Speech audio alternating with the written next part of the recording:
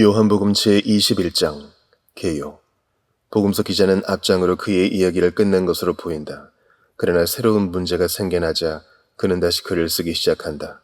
사도 바울이 그의 서신들에서 종종 그렇게 하듯이 그는 예수께서 그의 부활을 증명하기 위해서 행하신 그 밖에 다른 많은 표적들이 있다고 말했었다. 그리고 이 장에서 그는 그 많은 표적들 중에서 하나를 언급하는데 그것은 그리스도께서 디베랴 호수에서 몇몇 제자들에게 나타나신 일이었다. 우리는 여기서 다음과 같은 이야기를 듣는다. 1.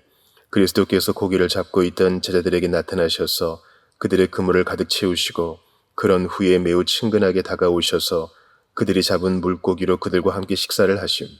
2. 그리스도께서 식사 후에 베드로와 함께 나누신 대화. 1. 자기 자신에 관하여. 2. 요한에 관하여. 3. 이 복음서의 엄숙한 결미.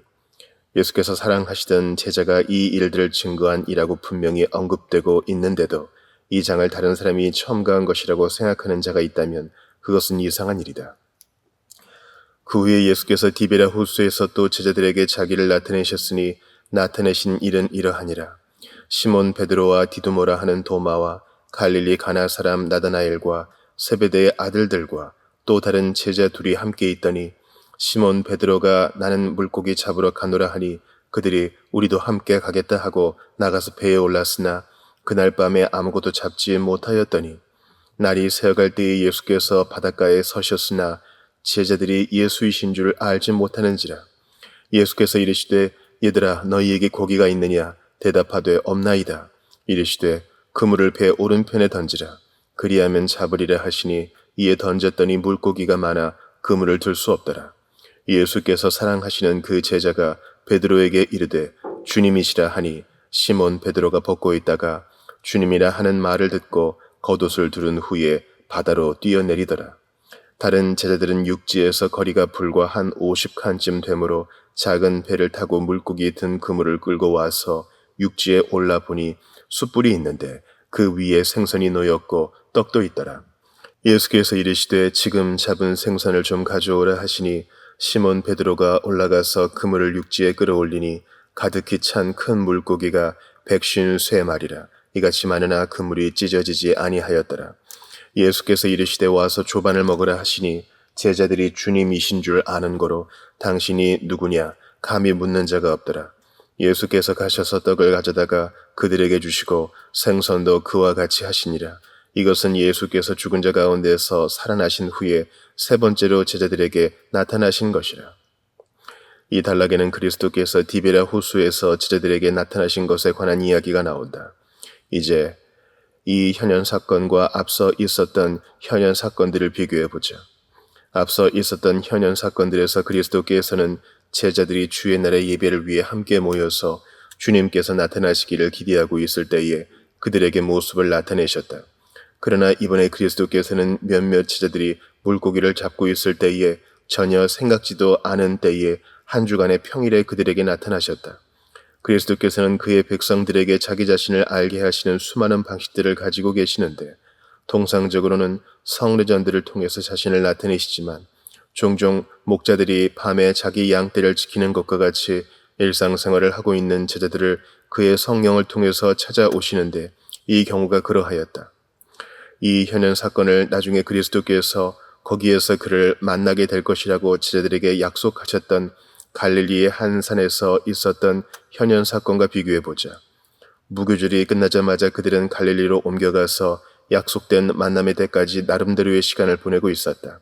지금 이 현현 사건은 그들이 그 만남의 때를 기다리면서 시간을 보내고 있는 동안에 일어난 일이었기 때문에 그들은 기다리는 데에 지쳐있지 않았다.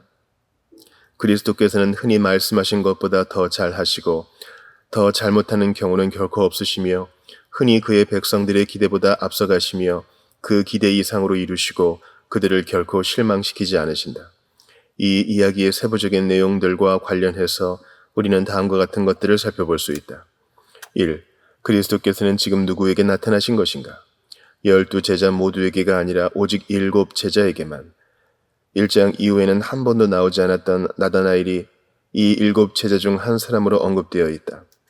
그러나 어떤 이들은 나다나엘은 12 제자 중에 한 사람인 바돌로메와 동일 인물이었다고 생각한다. 본문에 이름이 나와 있지 않은 나머지 2 제자는 베세다 사람 빌립과 가버나움 사람 안드레였을 것으로 추측된다. 좀 더 살펴보자. 1. 그리스도의 제자들은 많이 모일수록 좋다. 신앙적인 집회와 예배들에서만 아니라 일상적인 대화나 일상적인 일들에 있어서도 선한 그리스도인들은 이러한 모임들 속에서 대화와 모범을 통해서 서로에 대한 사랑과 서로를 기뻐하는 마음을 증거하고 키워야 하며 서로에게 덕을 세워야 한다. 2. 그리스도께서는 제자들이 함께 있을 때에 그들에게 모습을 나타내기로 선택하셨다. 그것은 단지 그리스도인들이 서로 모이는 것을 장려하기 위해서만이 아니라 그들로 하여금 동일한 사건에 대한 증인들이 되어서 서로의 증언을 강화시켜 주도록 하기 위한 것이었다. 여기에 7 제자들이 있어서 그들이 함께 이 일을 증언하는데 이것과 관련해서 어떤 이들은 로마법에서는 유언에 대한 증인으로 7 사람을 요구하였다고 지적한다. 3. 도마는 여기에 있던 7 제자 중에 한 사람으로서 베드로 다음으로 거명되고 있는데 이제는 이전보다 사도들의 모임에 더 밀착되어 있었던 것으로 보인다. 이전에 소홀함으로 손해를 보고 나서는 기회들을 놓치지 않기 위해 더 주의를 기울이는 자가 되었다면 그것은 좋은 일이다. 2. 그들이 어떻게 사용되었는가? 좀 더 살펴보자. 1. 그들은 물고기를 잡으러 가는 데에 의기가 투합하였다. 그들은 무슨 일을 해야 할지를 잘 알지 못하였다. 베드로가 먼저 나는 물고기 잡으러 가노라고 말하였고 그러자 나머지 제자들도 함께 하고 싶어서 우리도 함께 가겠다고 하였다. 보통 2 사람이 동업하는 경우에 서로의 마음이 같을 수 없지만 이 제자들은 마음을 같이 할 수 있었다. 어떤 이들은 제자들이 전에 버렸던 그들의 배와 그물로 되돌아온 것은 잘못이었다고 생각한다. 그러나 만약 그리스도께서 물고기를 잡는 그들을 기뻐하지 않으셨다면 그들을 찾아오지 않으셨을 것이다. 제자들이 물고기 잡는 일로 되돌아온 것은 오히려 장려할 만한 일이었다. 왜냐하면 그들은 다음과 같은 목적을 위해서 그렇게 한 것이었기 때문이다. 1. 빈둥거리며 시간을 때우는 것이 아니라 남는 시간을 잘 선용하기 위해서. 그들은 아직 그리스도의 부활을 전파하도록 지시를 받지 않은 상태였다. 그들의 사명은 준비 중에 있었고 아직 확정되지는 않았다. 행동에 옮길 때는 아직 오지 않았다. 주님께서 그들에게 그의 승천 때까지 또는 성령이 강림해서 그들이 예루살렘에서 복음을 전파하기 시작할 때까지는 그의 부활에 대하여 아무 말도 하지 말도록 지시하셨던 것일 가능성이 크다. 그동안에 그들은 아무 일도 안 하느니 물고기나 잡으러 가고자 했다. 지금 그들은 재미에 삼아서가 아니라 일로서 물고기를 잡으러 갔다. 그것은 그들의 겸손을 보여주는 예이다. 그들은 비록 그리스도께서 아버지께로부터 보내심을 받은 것과 마찬가지로 그리스도께로부터 보내심을 받아서 귀한 자들이 될 것이었지만 거들먹거리지 않고 오히려 그들을 떠낸 반석을 기억하였다. 또한 그것은 그들의 근면성을 보여주는 예이기도 하고 그들이 당시에 좋은 남편들이었음을 보여주는 것이기도 하다. 그들은 약속된 때를 기다리고 있는 동안에 게으름을 피우며 빈둥거리고자 하지 않았다. 각자에게 주어진 시간을 어떻게 보냈는지 기쁜 마음으로 직고하고자 하는 자들은 빈 시간들을 충실하게 보내고 조각 시간들을 잘 선용하려고 애써야 한다. 2. 스스로 개척하여 살아나가면서 다른 사람에게 짐이 되지 않도록 하기 위해서. 주님께서 그들과 함께 계신 동안에는 주님께 수종 들었던 자들은 제자들에게도 잘 대해 주었다. 그러나 신랑을 빼앗길 날이 이른 지금 그들은 금식하여야 하기 때문에 바울과 같이 자기 손으로 쓸 것을 충당하여야 한다. 이런 이유로 그리스도께서는 그들에게 너희에게 고기가 있느냐고 물으신 것이다. 이것은 우리에게 조용히 일하여 자기 양식을 먹을 것을 가르친다. 2. 제자들이 아무것도 잡지 못해서 실망함. 그날 밤에 그들은 밤이 새도록 수고하였던 것 같지만 아무것도 잡지 못하였다. 이 세상의 허무함을 보라. 부지런히 일을 해도 빈손으로 돌아가야 하는 일이 허다하다. 선한 사람들을 일지라도 정직하게 일을 해도 바라던 성공을 거둘 수 없다. 우리는 할 일을 다 하는데도 잘 살지 못한다. 섭리에 의해서 하나님께서 그들이 밤새도록 아무것도 잡지 못하게 하신 것은 아침에 물고기들이 이적처럼 많이 잡히는 것이 그들에게 더 놀랍고 기쁜 일이 되게 하기 위해서였다. 우리에게 매우 참담한 실패들 속에서 하나님은 매우 은혜로운 계획들을 갖고 계시는 경우가 많다. 인간은 사실 바다의 물고기를 다스리는 권능을 가지고 있지만 항상 그런 권능을 휘두를 수 있는 것은 아니다. 오직 하나님만이 바닷길을 아시고 그 길들을 지나가는 것을 주관하신다. 3. 그리스도께서 어떠한 방법으로 그들에게 자신을 알게 하셨는가? 본문에서는 예수께서 자기를 나타내셨다고 말한다. 그리스도의 몸은 진정한 진짜 몸이었지만 영적인 몸으로 부활하셨기 때문에 우리도 장차 그렇게 될 것이다. 그가 그 몸을 나타내기를 기뻐하실 때에만 그 몸은 가시적이 될 수 있었다. 또는 그의 몸은 아주 신속하게 나타났다가 사라질 수 있었기 때문에 순식간에 눈 깜짝할 사이에 여기에 있다 저기에 있을 수 있었다. 그리스도께서 제자들에게 나타나신 사건 속에서 우리는 네 가지의 것을 살펴볼 수 있다. 1. 그리스도께서는 때를 맞춰서 제자들에게 나타나셨다. 날이 새어갈 때에, 즉 제자들이 밤새워서 수고하였지만 아무 소득이 없었을 때에 예수께서는 바닷가에 서셨다. 그리스도께서 그의 백성에게 나타나시는 때는 그들이 어찌할 줄을 몰라 하고 있을 때이다. 그들이 어쩔 도리가 없다고 생각할 때 그리스도께서는 그들에게 방도가 있다는 것을 알게 하시고자 하신다. 저녁에는 울음이 깃들일지라도 그리스도께서 오시면 아침에는 기쁨이 오리로다. 그리스도께서는 물 위를 걸어서 그들에게 나타나신 것이 아니라 죽은 자 가운데서 다시 살아나셔서 예전처럼 그들과 함께 있을 수 없게 될 것이었기 때문에 나타나신 것이었다. 그가 바닷가에 서신 것은 지금 제자들이 그를 향하여 올 것이었기 때문이다. 어떤 옛사람들은 이 어구를 그리스도께서 일을 마치신 후에 폭풍이 있는 바다, 피의 바다를 뚫고서 안전하고 고요한 해변가로 오셔서 승리한 자로서 바닷가에 서 계신 것이라고 해석하였다. 그러나 제자들은 여전히 일을 하느라 바다에서 위험을 무릅쓰고 땀 흘리며 수고하고 있었다. 우리가 가는 길이 험하고 폭풍이 몰아친다고 하더라도 우리 주님께서 바닷가에 서 계시고 우리는 주님께로 달려가고 있는 것이라고 생각할 때 그것은 우리에게 위로가 된다. 2. 그리스도께서는 제자들에게 점진적으로 자신을 나타내셨다. 제자들은 비록 주님을 친밀하게 잘 알고 있었지만 단번에 예수이신 줄 알지 못하였다. 그들은 거기에서 주님을 배울 줄은 꿈에도 생각하지 못했을 뿐더러 유심히 살펴본 것도 아니었기 때문에 어떤 사람이 그들이 잡아온 물고기를 사기 위해서 그들의 배가 도착하기를 기다리고 있거니 생각한 것이었다. 그리스도께서는 우리가 생각하는 것보다 우리에게 더 가까이 계시는 경우가 많다는 것은 우리에게 위로가 되는데 이것을 우리는 나중에 깨닫게 된다. 3. 그리스도께서는 긍휼을 베푸시는 한 행동을 통해서 제자들에게 나타나셨다. 그는 그들을 얘들아 라고 부르시며 너희에게 고기가 있느냐 너희는 물고기를 잡았느냐고 물으셨다. 1. 제자들을 부르신 호칭이 매우 다정하다. 그리스도께서는 아버지의 자상함으로 아들을 부르듯이 제자들을 부르셨다. 얘들아. 그는 지금 높아지신 상태에 들어가셨지만 예전과 마찬가지로 인자하고 다정하게 제자들에게 말을 붙이셨다. 제자들은 어린 아이들이 아니었지만 주님의 자녀들, 하나님께서 주님께 주신 자녀들이었다. 2. 질문의 내용도 매우 다정하다. 너희에게 고기가 있느냐? 그리스도께서는 자상한 아버지로서 그의 자녀들에게 필요한 것들이 다 공급이 되어 있는지를 물으신다.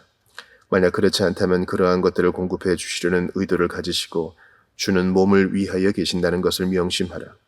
그리스도께서는 그의 백성들이 현세에서 필요한 것들을 아시고 그들에게 풍성한 은혜만이 아니라 먹을 것도 공급해 주실 것을 약속하셨다. 진실로 내가 그들을 먹이리라. 그리스도께서는 가난한 자들의 초가집들을 들여다보시고는 얘들아 너희에게 고기가 있느냐고 물으심으로써 그들로 하여금 그 앞에 그들의 사정을 다 내어놓고 믿음의 기도로서 그들이 구할 것들을 그에게 아뢰도록 하시고는 그런 후에 아무것도 염려하지 않게 하신다. 왜냐하면 그리스도께서는 그들을 돌보시며 그들에게 필요한 것을 살피시기 때문이다. 이것을 통해서 그리스도께서는 우리에게 연민을 가지고 형제들을 돌아보는 모범을 보이셨다.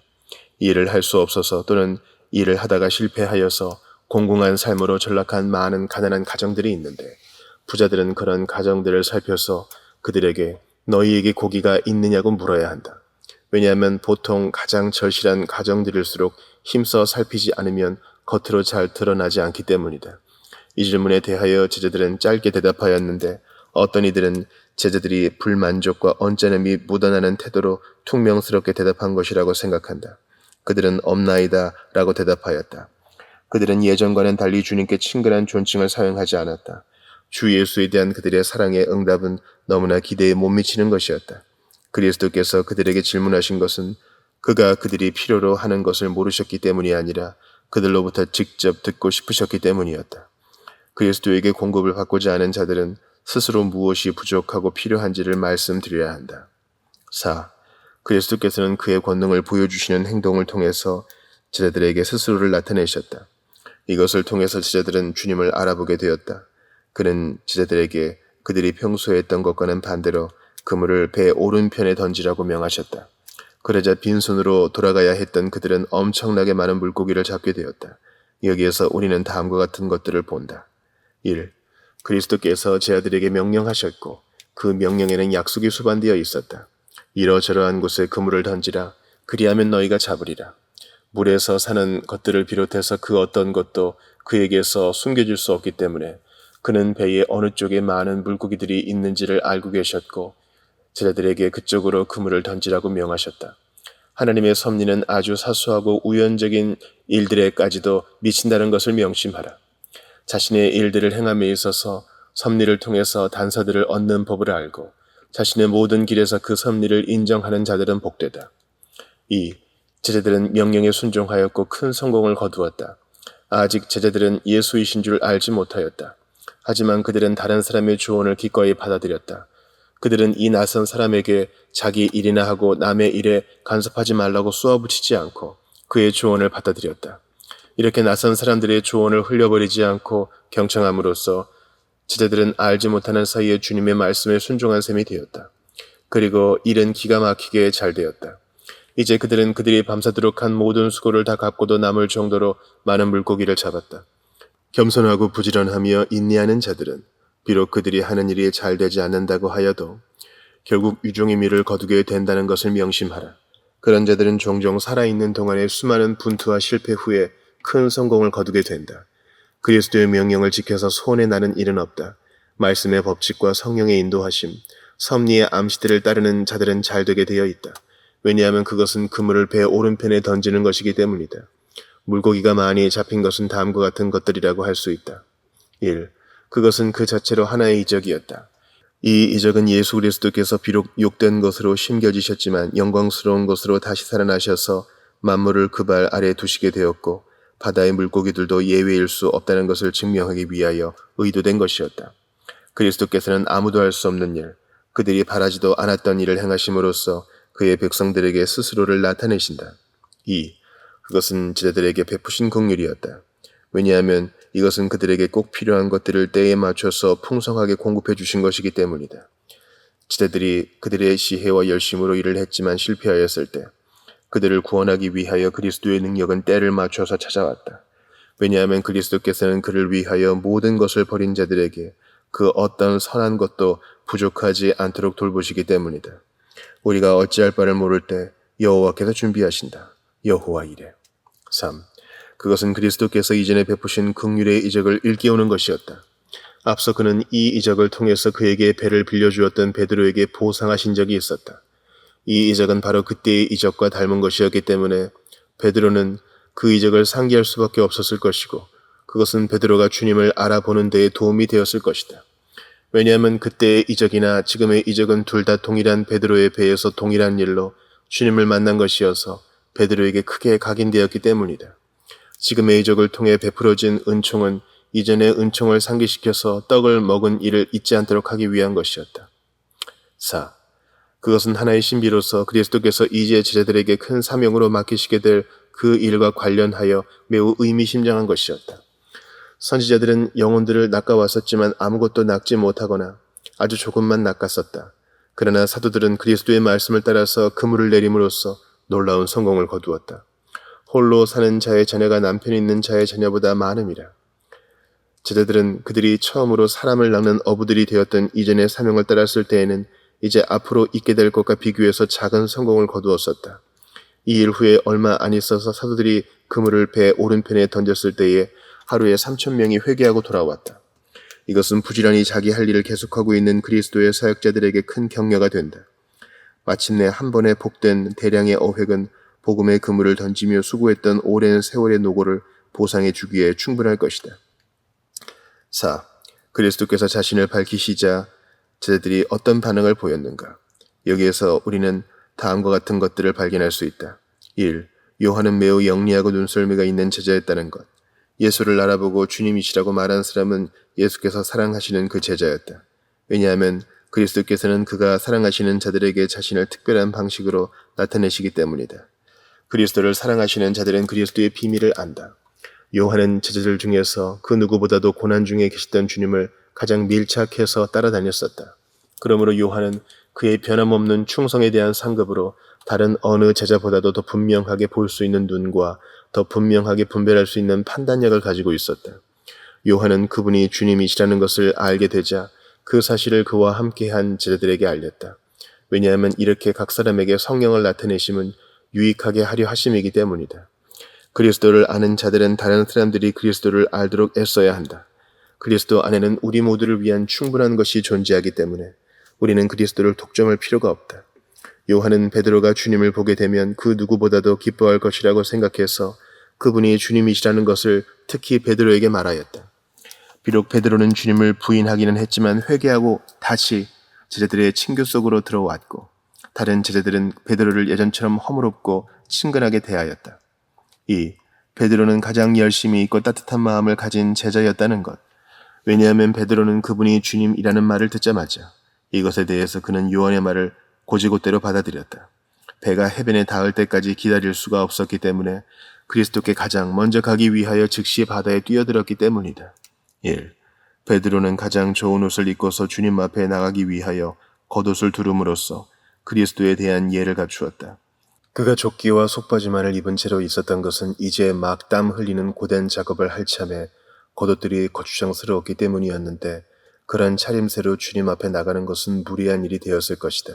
아마도 어부들의 겉옷은 가죽으로 만들어졌거나 기름칠이 되어 있었기 때문에 물에 젖지 않았을 것이다.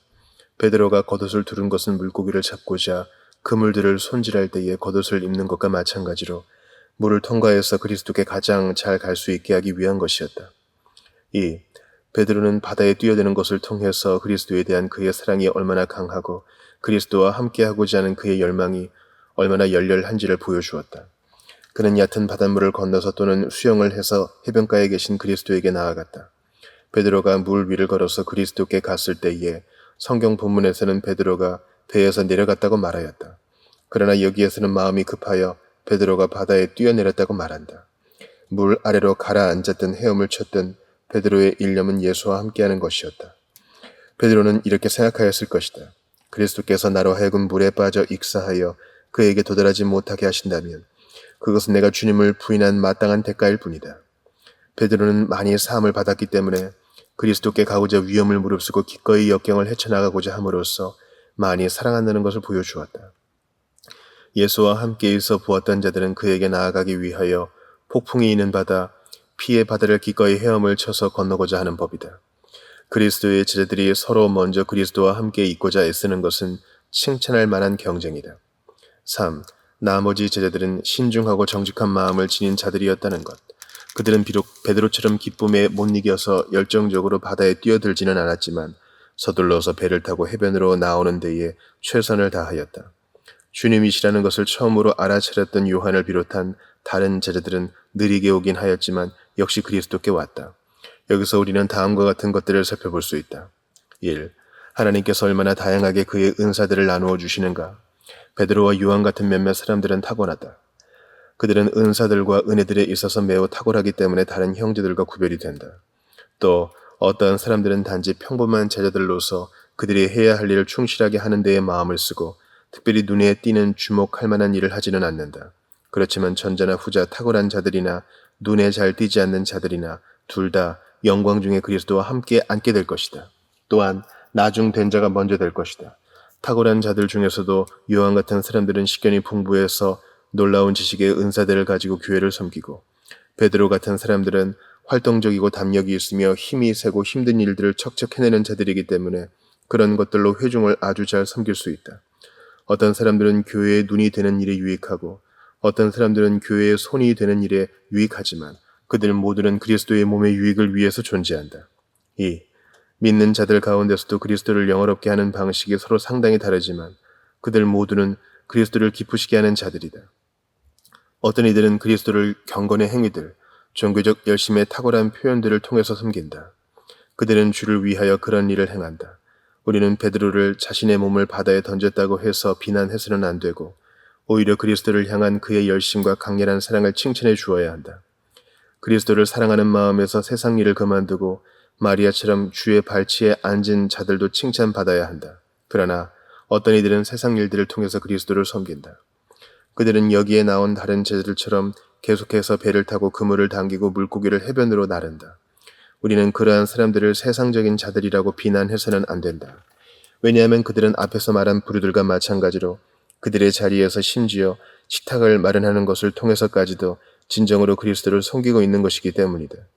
모든 제자들이 베드로처럼 행하였다면 그들이 잡아온 물고기와 그들의 그물은 어떻게 되었겠는가? 그렇지만 베드로가 다른 제자들처럼 행하였다면 우리는 거룩한 열심의 몸을 보지 못하게 되어서 아쉬워했을 것이다.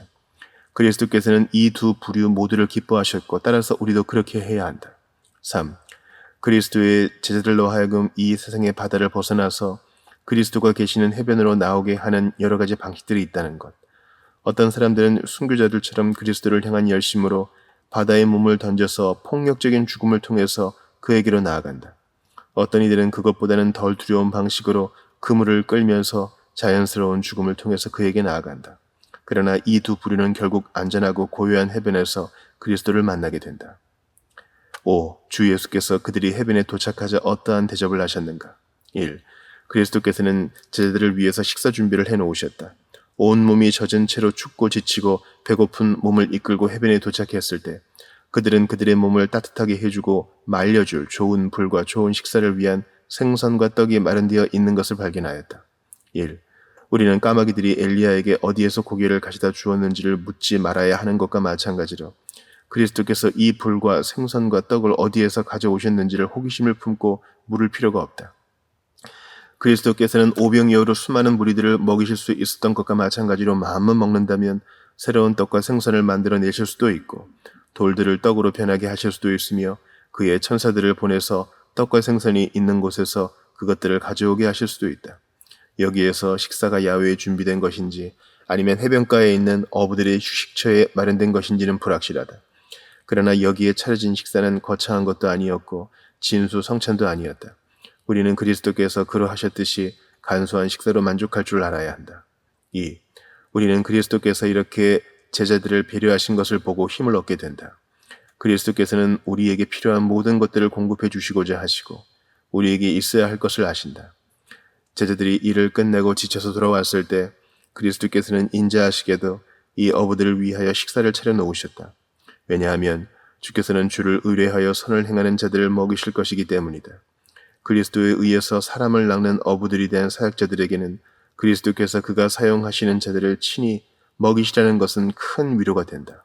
그들이 이 세상에서 격려를 받지 못하고 바울처럼 줄이며 목마르고 여러 번 굶게 된다면 그들은 여기에서 그들이 가지고 있는 것으로 만족하여야 한다. 그리스도께서는 그들을 위하여 더 좋은 것들을 예비해 두고 계시고 그들은 그리스도의 나라에 있어 그와 한 상에서 먹고 마시게 될 것이다. 얼마 전에 제자들은 구운 생선으로 그리스도를 대접해 드렸었는데 이제 그리스도께서는 친구로서 그들의 호의에 보답하기 위하여 그들을 구운 생선으로 대접하셨다. 게다가 그리스도께서는 그들에게 물고기를 가득 잡게 해 주심으로써 100배 이상으로 그들에게 갚아주셨다. 2. 그리스도께서는 그들이 잡아온 물고기 중에서 일부를 가져오라고 하셨고 그들은 그것을 내놓았다. 좀 더 살펴보자. 1. 그리스도께서 그들에게 잡은 물고기를 해변으로 가져오라고 명하심. 너희가 방금 잡은 물고기를 여기로 가져와서 그중 일부를 먹자. 그리스도께서 이렇게 말씀하신 것은 그에게 물고기가 필요했거나 그 물고기가 없이는 그들을 위한 식사를 준비할 수 없으셨기 때문이 아니었다. 1. 그리스도께서는 그들이 그들의 손으로 한 수고의 열매를 먹게 하고자 하셨다. 하나님께서 우리에게 수고의 열매를 먹을 권한을 주셨기 때문에 우리 자신의 일과 정직한 수고에 대한 하나님의 축복으로 인해서 얻어진 것 속에는 특별한 달콤함이 있다. 게으른 자에 대해서 성경에서는 그가 사냥으로 잡은 것을 굽지도 않는다고 말한다. 게으른 자는 어렵사리 얻은 옷도 입기를 귀찮아한다. 그러나 그리스도께서는 이 일을 통해서 우리에게 우리가 가지고 있는 것을 사용하도록 가르치시고자 하셨다. 2. 그리스도께서는 그들로 하여금 그의 능력과 그의 선하심에 대한 증인들이 되도록 하기 위하여 그들이 자신의 이적에 의한 풍성한 선물을 맛보게 하고자 하셨다. 그리스도께서 우리에게 주시는 은사들은 땅에 묻어두어서는 안 되고 사용되어야 한다. 3. 그리스도께서는 모든 신자들에게 너무도 자유롭고 친밀한 영적인 젖들을 그가 준비해 두었다는 것을 보여주고자 하셨다. 그는 그들과 더불어 먹고 그들은 그와 더불어 먹으리라는 것. 그들이 받은 은혜들은 그리스도를 기쁘게 하는 것이고 그리스도의 위로들은 그들을 기쁘게 하는 것이다. 그리스도께서는 그가 그들 속에서 일하신 것을 그들에게서 받으신다. 4. 사람을 낚는 어부들인 사역자들은 그들이 낚은 모든 것을 가져와야 한다. 왜냐하면 그들의 성공은 주님께 달려있기 때문이다. 2. 제자들이 그리스도의 명령에 순종함. 앞에서는 이렇게 설명되어 있었다. 물고기가 많아 그물을 둘 수 없더라. 즉 그들은 그물을 잡아당기는 것이 어렵고 그들의 힘에 부시는 것임을 발견하였다. 그러나 그들에게 물고기를 해변으로 가져오라고 명하셨던 그리스도께서 그 일을 쉽게 만드셨다. 이와 같이 사람을 낚는 어부들은 복음의 그물로 영혼들을 애워싼 후에 하나님의 은혜에 지속적인 감화가 없이는 그 영혼들을 해변으로 가져올 수도 없고 한 번 시작된 선한 일을 완성할 수도 없다. 우리로 하여금 그들을 낚도록 도와주신 주님께서 주님의 도움이 없었다면 우리는 아무것도 낚지 못했을 것이다. 그들의 지극히 거룩한 믿음 위에 그들을 세우심으로써 그들을 지키시고 그들을 무트로 끌어오는 데에 우리를 도우시지 않는다면 우리는 결국에는 그들을 모두 잃게 될 것이다. 1. 물고기를 무트로 가져오는 데에 가장 적극적이었던 사람은 누구였는가? 앞서의 경우에서처럼 다른 어느 제자보다도 주님에 대한 뜨거운 열심과 사랑을 보여주었던 베드로가 물고기를 해변으로 가져오는 데에도 가장 적극적이었다. 이것을 통해서 베드로는 주님의 명령에 누구보다도 더 기꺼이 순종할 준비가 되어 있다는 것을 보여주었다. 그러나 모든 신실한 자들이 똑같이 적극적인 것은 아니다. 2.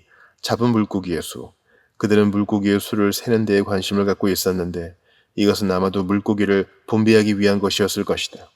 물고기는 모두 153마리였고 전부 큰 물고기였다.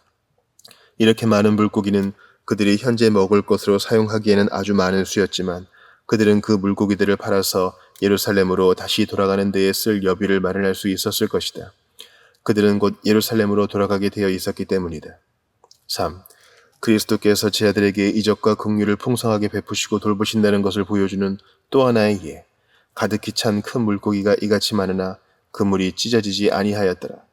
그들이 잡은 물고기 중 한 마리도 놓치지 않았고 그들의 그물도 손상되지 않았다.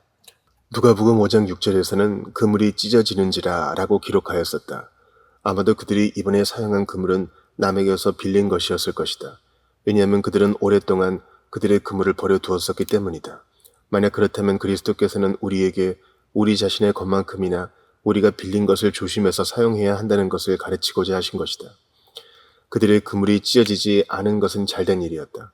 왜냐하면 그들에게는 이제 이전처럼 그물을 손질할 여유가 없었기 때문이다. 복음의 그물은 하루에 3,000명이나 되는 많은 무리들을 애워쌌지만 찢어지지 않았다. 복음의 그물은 영혼들을 하나님께로 인도하기에 충분한 견고함을 지니고 있다. 3. 그리스도께서는 그들을 식사에 초대하셨다. 제자들이 멀리서 주님이신 줄 아는 거로 당신이 누구냐 감히 묻는 자가 없는 것을 보시고 그리스도께서는 그들에게 와서 조반을 먹으라고 아주 친근하게 부르셨다. 1. 여기서 그리스도께서 그의 제자들을 얼마나 허물없이 대하셨는가를 보라. 그리스도께서는 그들을 친구로 대하셨다. 그는 그들에게 와서 시중을 들어라 하고 말씀하신 것이 아니라 와서 조반을 먹으라고 말씀하셨다.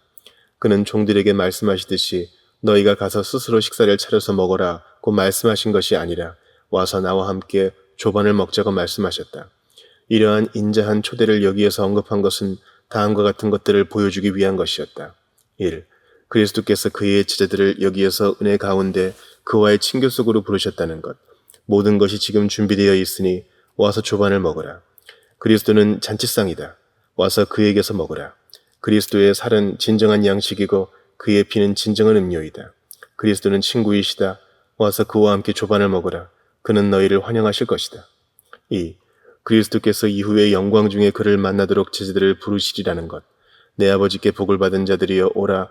아브라함과 이삭과 야곱과 함께 앉으라.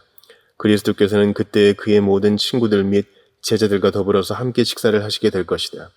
거기에는 그들 모두를 위해서 충분한 자리와 음식이 준비되어 있다. 2. 제자들이 그리스도 앞에서 얼마나 공손하였는지를 보라.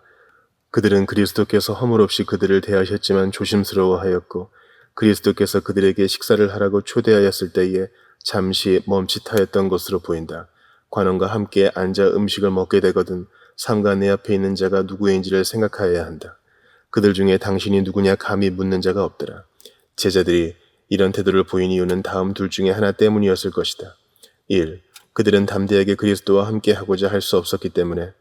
그리스도께서는 지금 엠마오의 두 제자에게 나타나셨을 때와 마찬가지로 처음에는 뭔가 다른 모습으로 나타나셔서 그들의 눈이 가리어져서 그인 줄 알아보지 못하였을 것이지만 그들은 이분이 주님이시고 다른 사람일 수 없다고 생각할 만한 아주 충분한 근거를 가지고 있었다. 2. 그들은 여전히 그들의 어리석음을 드러내고자 하지 않았기 때문에. 그리스도께서 이렇게 그들에게 그의 능력과 선하심을 나타내셨을 때 만약 그들이 이분이 주님이신가 아니신가를 물었다면 그들은 진정으로 우둔한 자가 되었을 것임에 틀림없다. 하나님께서 그의 섭리 가운데 우리에게 그가 우리의 몸을 보살피신다는 증거들을 주시고 그의 은혜 속에서 우리 영혼에 대한 그의 선한 뜻을 보여주는 명백한 증거들을 주셨을 때 우리는 우리의 믿지 못함을 부끄러워하여야 하고 하나님께서 우리에게 의문의 여지를 전혀 남겨두지 않으셨는데도 그것에 감히 의문을 가지는 그런 일은 없어야 한다. 근거 없는 의심들은 아예 싹부터 잘라내야 한다. 4. 그리스도께서는 잔치의 주인으로서 그들을 간절히 원하셨다. 그들이 여전히 주저하고 머뭇거리는 것을 보신 예수께서 가셔서 떡을 가져다가 그들에게 주시고 생선도 그와 같이 하시니라. 의심할 여지 없이 그리스도께서는 떡과 생선을 가지고 축사하셨을 것이지만 그러한 일은 그의 일상적인 습관이셨기 때문에 굳이 여기에서 언급할 필요가 없었다. 1. 여기에 나오는 접대는 지극히 일상적인 것이었다. 반찬은 생선뿐이었고 그것도 양념이 제대로 된 것도 아니었다. 여기에는 화려하거나 흥미로운 것이 하나도 없었다. 풍성한 식사였기는 하지만 소박하고 조촐한 식사였다. 시장이 최고의 반찬이다. 그리스도께서는 높아지신 상태로 들어가셨지만 잔치를 벌여서 자신이 왕이라는 것을 보여주신 것이 아니라 단지 먹으심으로써 친히 살아계심을 나타내셨다. 양념과 포도주가 곁들여지지 않으면 단순히 떡과 생선으로는 만족할 수 없는 자들은 그리스도와 더불어 함께 식사하는 일을 별로 내켜하지 않았을 것이다. 2. 그리스도께서 먼저 잡수시기를 시작하셨다.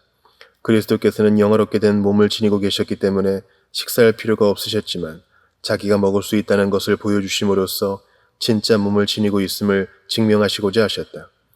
후의 사도들은 그들이 그리스도를 모시고 함께 먹고 마셨다는 것을 그리스도의 부활을 보여주는 한 가지 증거로 제시하였다. 3. 그리스도께서는 그의 모든 손님들에게 음식을 나누어 주셨다. 그는 그들을 위해서 식사를 준비하시고 그들을 식사에 초대하셨을 뿐만 아니라 친히 음식을 그들에게 나누어 주시면서 그들의 손에 음식을 들려주셨다.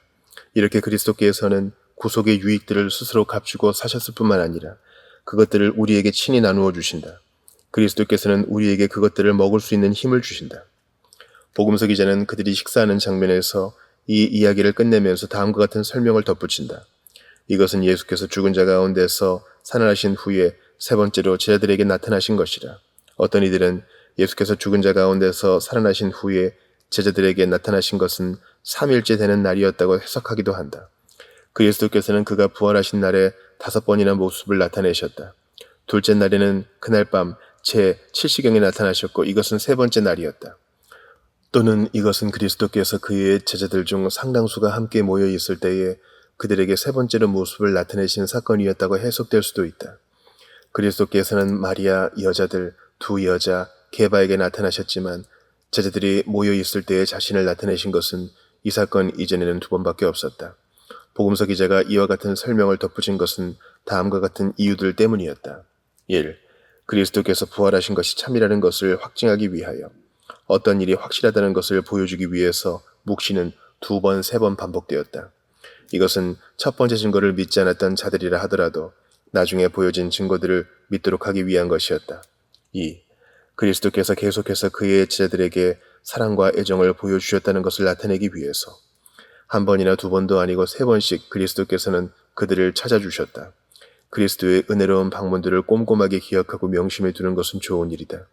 왜냐하면 솔로몬은 어그러진 길로 갔을 때에 이스라엘의 하나님 여호와께서 그에게 2번이나 나타나셨다는 것을 기억하였듯이 우리도 잘못된 길로 행할 때에 그러한 것들을 기억하고서 바른 길로 나아갈 수 있게 될 것이기 때문이다. 이것은 3번째로 나타나신 것이라.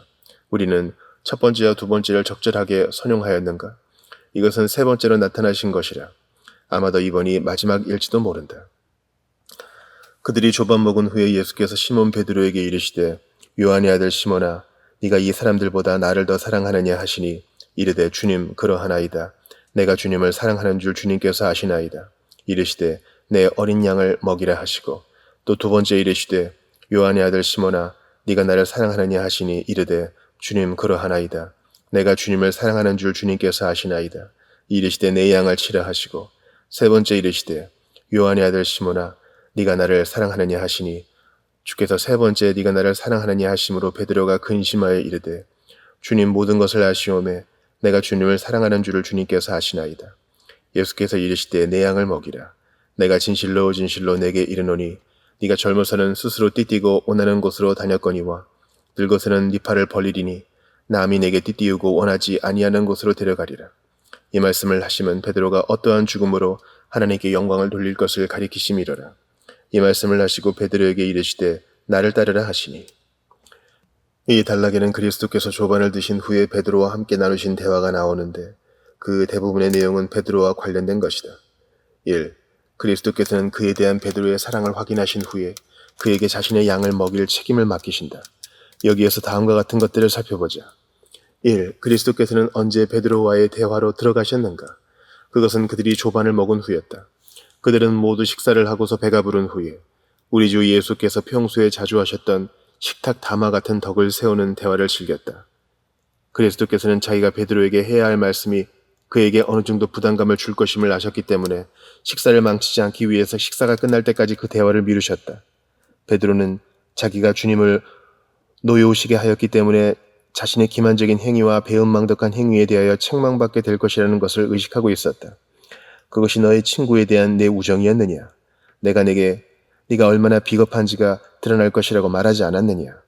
베드로는 제자들의 반열에서 탈락되어서 그 거룩한 모임에서 쫓겨날 것을 예상하는 것이 당연한 일이었다. 베드로는 3번 아니면 2번이나 부활하신 주님을 만나 뵈었지만 주님께서는 그 일에 관하여 한 말씀도 하신 적이 없으셨다. 베드로는 도대체 주님께서 그를 어떻게 보시고 계시는지 종잡을 수가 없었을 것이다. 주님께서 다른 제자들과 마찬가지로 그에게도 호의를 베푸셨기 때문에 좋은 쪽으로 소망을 품기도 했겠지만 마침내 불호령이 떨어질 것이라는 약간의 두려움도 없지 않았을 것이다. 그런데 지금 마침내 주님께서는 베드로의 아픈 상처를 꺼내셔서 베드로에게 꼭 해주어야 할 말씀을 하셨고 사도로서의 그의 지위를 확인해 주셨다. 그리스도께서는 베드로의 잘못을 성급하게 말씀하신 것이 아니라 일정 기간 동안 그것을 미루셨다. 그는 제자들의 식사를 방해하지 않기 위해서 적절치 않은 때에 그 일에 관하여 말씀하지 않으셨고 화해의 표시로 그들이 함께 조반을 먹은 후에 베드로를 범죄자가 아니라 친구로 대하시며 그 일에 관하여 대화를 나누셨다. 베드로는 그 일로 인해서 스스로를 자책하였었기 때문에 그리스도께서는 그 일에 대하여 그를 책망하지 않으셨고 또한 그에게 그 일을 직접적으로 말씀하지도 않으셨으며 단지 암묵적인 암시를 통해서만 그 일에 관하여 말씀하셨다.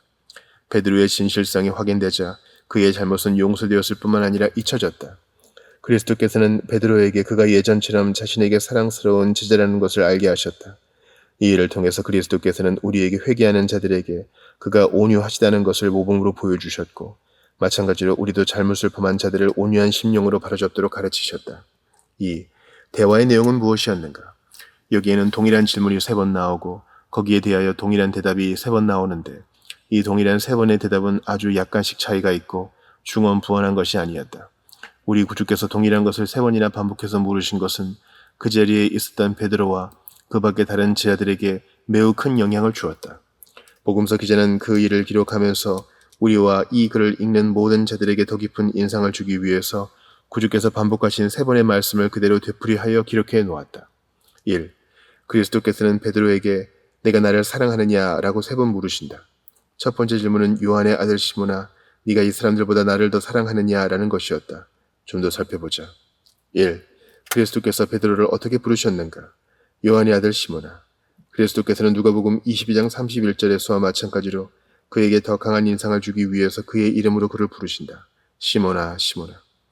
그리스도께서는 그를 그가 지어진 이름인 게바 또는 베드로라고 부르지 않으시고 왜냐하면 그는 그러한 이름들이 의미하는 힘과 견고함을 잃었기 때문이다. 그의 원래의 이름인 시몬으로 부르신다. 그렇지만 그리스도께서는 베드로에게 심한 말씀을 하시거나 아예 그의 이름을 부르시지 않은 것이 아니었다. 물론 베드로는 그런 대우를 받아도 마땅하였지만 그리스도께서는 그에게 축복을 선언하실 때에도 그를 바요나 시모나 라고 부르신 적이 있었다. 여기서 그리스도께서 그를 요한의 아들이라고 부르신 것은 그의 혈통이 미천하다는 것과 그가 그에게 지금 주어진 영광을 받을 만한 가치가 없는 자라는 것을 그에게 상기시키고자 하신 것이었다. 2. 그리스도께서는 베드로와 어떤 문답을 하고 계시는가? 내가 이 사람들보다 나를 더 사랑하느냐? 첫째, 네가 나를 사랑하느냐? 우리가 진정으로 그리스도의 제자인지를 시험하고자 한다면 우리가 그를 사랑하는가라는 질문을 던져 보아야 한다. 그러나 그리스도께서 지금 베드로에게 이런 질문을 하신 특별한 이유가 있었다. 1. 베드로의 잘못은 그의 사랑을 의심할 수밖에 없게 만들었다. 베드로야, 나는 내 사랑을 의심할 만한 이유를 갖고 있다. 왜냐하면 네가 나를 사랑했더라면 너는 내가 고난을 받을 때에 나를 부끄러워하거나 나를 시인하는 것을 두려워하지 않았을 것이기 때문이다. 네 마음이 나와 함께하지 않는데 어떻게 네가 나를 사랑한다고 말할 수 있느냐? 우리는 우리의 사랑을 의심받을 만한 짓을 스스로 했을 때에 다른 사람들이 우리의 진실성을 의심하는 것을 우리에 대한 모욕으로 받아들여서는 안 된다. 흔들려서 넘어졌을 때에는 우리는 우리가 잘못된 토대 위에 서지 않도록 하기 위하여 즉시 바로 서는 데에 최선을 다하여야 한다. 그리스도께서 던지신 질문은 감동적이다. 그는 이렇게 묻지 않으셨다. 네가 나를 두려워하느냐?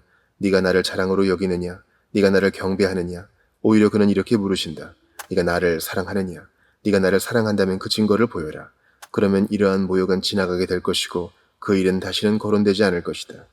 베드로는 눈물을 흘리고 통곡하였을 뿐만 아니라 제자들의 모임에로 다시 돌아옴으로써 스스로 자신의 잘못을 회개하고 근신하는 참회자임을 고백하고 행동으로 보여주었었다. 그는 지금 참회자로서 신문을 받고 있는 것이었다. 그러나 베드로에게 던져진 질문은 시몬아, 네가 얼마나 많이 울었느냐? 네가 얼마나 자주 금식하였으며 내 영혼을 괴롭게 하였느냐 하는 것이 아니라 단지 네가 나를 사랑하느냐라는 것이었다. 이 질문은 다른 회개의 표현들을 연락될 수 있게 만들어주는 그런 질문이었다. 참여하는 자에게 그리스도께서 원하시고 바라시는 큰 것은 그들이 회개 속에서 그리스도를 바라보고 있느냐 하는 것이다. 마리아가 더 많이 죄사함을 받은 것은 그녀가 많이 울었기 때문이 아니라 그리스도를 더 많이 사랑하였기 때문이다. 2. 베드로에게 주어진 직분은 그의 사랑을 보여줄 수 있는 좋은 기회가 될 것이다. 그리스도께서는 그의 양을 베드로에게 맡기시기 전에 네가 나를 사랑하느냐? 라고 물으셨다. 그리스도께서는 그의 양무리를 너무도 사랑하시기 때문에 아무에게나 맡기시는 것이 아니라 그를 사랑해서 그로 인하여 그의 소유인 것을 모든 것을 사랑하게 될 자들에게 맡기시고자 하신다. 그리스도를 진정으로 사랑하지 않는 자들은 사람들의 영혼을 진정으로 사랑하지 않을 것이고 당연히 자신들의 이익만을 추구하게 될 것이다. 또한 주님을 사랑하지 않는 사역자는 그의 일도 사랑하지 않는다. 그리스도의 사랑 외에는 그 어떤 것도 사역자들로 하여금 그들이 사역을 하면서 만나게 되는 온갖 어려움들과 낙심할 일들을 기쁜 마음으로 극복할 수 있도록 해주지 못한다. 그러나 그리스도를 사랑하게 되면 그들의 일은 쉬워질 것이고 그들은 그 일에 큰 열심을 갖게 될 것이다. 둘째, 네가 이 사람들보다 나를 더 사랑하느냐? 1. 네가 이 사람들을 사랑하는 것보다 나를 더 사랑하느냐? 내가 너의 친한 친구들인 야고보나 요한 또는 너의 형제이자 동료인 안드레보다 나를 더 사랑하느냐? 이 세상에서 그들이 갖고 있는 가장 좋은 친구보다 그리스도를 더 사랑하지 않는 자들은 그리스도를 올바르게 사랑하는 것이 아니고 그러한 것은 그리스도와 친구가 서로 경쟁 관계에 있을 때마다 드러나게 될 것이다. 또는 네가 이것들보다 나를 더 사랑하느냐? 네가 이 배들과 그물들보다 나를 더 사랑해서 물고기를 잡는 모든 즐거움보다 나를 더 사랑하느냐? 네가 물고기를 잡아서 돈을 버는 것보다 나를 더 사랑하느냐? 이 세상의 모든 감각의 기쁨들과 모든 유익들보다 그리스도를 더 사랑하는 자들만이 오직 그리스도를 진실로 사랑하는 것이다. 네가 지금 종사하고 있는 이 직업들보다 나를 더 사랑하느냐? 네가 정말 그렇게 나를 사랑한다면 그러한 것들을 버려두고 내 양을 먹이는 일에 전적으로 헌신하라. 휘트비 박사는 이렇게 해석한다. 2. 네가 이 사람들, 즉 이 나머지 제자들이 나를 사랑하는 것보다 나를 더 사랑하느냐?